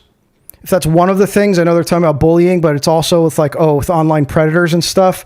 Well, if you're a predator now, it's like, it made it just super easy, because it's like anyone that doesn't have that marking, or they do have a marking that shows they're underage, you don't even have to like you just know immediately. It's like, it's just putting a target on them. It's sick. And to do that effectively, we need a harmonized European approach. And one core topic is the question, how can we ensure that there is a Europe-wide technical solution for age verification? And today I can announce that we have the answer. Our European age verification app is technically ready. And so we later found out that it wasn't so ready because I think there was a guy that was a cybersecurity expert that was able to find a workaround within like 20 seconds or so. They did it like really quick. I don't know if it was 20 seconds or 20 minutes, but it was like took him virtually no time to figure out a loophole for it. But again, I don't really care about that because the point is they're doing it. It doesn't matter that they're saying the technology is ready and it technically isn't. It's the fact that they're making this effort. And it will at some point, like they'll just keep refining it so that it's harder to do that. And soon available for citizens to use. So this app will allow users to prove their age when accessing online platforms, just like shops ask for proof of age for people buying alcohol. Exactly. Yeah, you're going to have your whole everything you say online is going to be monitored now. I mean, as if it's not already, but like now with this program that they're rolling out that you're going to see, and it's coming here too. Okay, it's coming to America. It's not just the EU. Again, think of COVID. If you think it's not coming here, you're delusional. And so, this is coming here, and what was I going to say? I lost my. I interrupted myself and lost my train of thought. But they're going to have everything that you believe, everything you say online, everything you like. You don't even have to be posting. It's just everything. It's all tracking is tied to all this. So this is literally, like I was saying in the beginning, how these data centers are digital prisons. That's how. It's because that's like where all of our data is. We don't own any of the data that we are transmitting online. And they're all going to these data servers that are being weaponized against us. They're just collecting all this. Is like these server farms are digital prisons where our ID and everything that we believe and say online and everything we interact with is stored and accessible by people we don't know. It's being bought and resold, in perpetuity. We don't even know how many times. And this is happening right now too. So I don't have to play the rest of this. You get the idea. Data centers are prison planet. Exactly.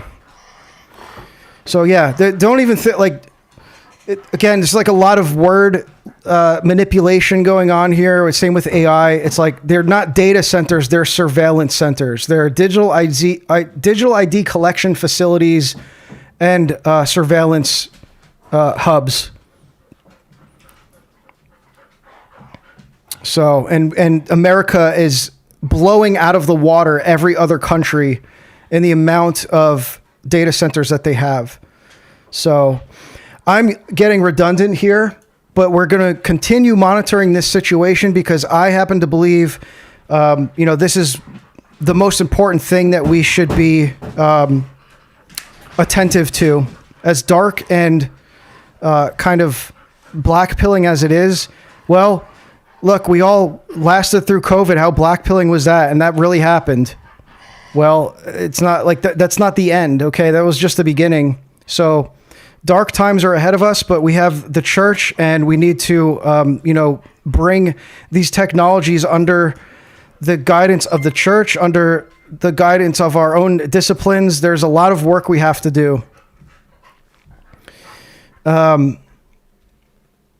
Thank you for the $2 doggy alert. What's that? What do you mean doggy alert? Thank you for the 2. There's a whole thing with these viruses too. I mean, that still hasn't really exited the discourse either. But of course, the WEF is talking about the digital pandemic. They've been talking about that. So I think we are pretty sure that the next thing that's coming is a digital pandemic, and that's what's going to justify the digital IDs. COVID was the second run at mass lockdown 101 years later. Oh gosh, I lost it. I'm in retard mode now. 101 years later, they did it in NYC with the Spanish flu. Yeah, the dates are important too. So, you know, we know that they have something planned for 2030. Don't know if that means you're going to actually see that in 2030. I mean, they're preparing for it right now. It's already here. It's just like whatever's coming in 2030, it's going to be way too late by then. So I hope that this isn't like too blackpilling, but this is just what's, you know, this is what's coming. So you can wait or you can start doing something now. Just turn off the news temporarily. Yeah, just temporarily. Just turn it back on at some arbitrary time. All right, guys, I'm going to check out here. Thank you for tuning in. I appreciate and love all of you. Go to liturgy. Blessed Feast of the Ascension. We are now officially out of Pascha. But yeah, continue the work. And we'll see you next time. God bless you all. And yeah, join the Discord. I didn't do any shilling. Let me do my quick shilling. You know, you can join our Discord community. Like I said, we're planning an exit from there at some point soon, probably. I'll keep it up and running, but you'll probably want to be in there so that you're in on, you know, our next move. Still very active, still the place to be for now. Got some great stuff planned. I think that you guys will want to be interested in being a part of. Book club's still ongoing, so make sure you're in there for that. We're starting a new book soon. And as always, you can subscribe on thereversion.co to get email updates on any new content I post and to support my work as well. So we'll see you in the next one, guys. God bless.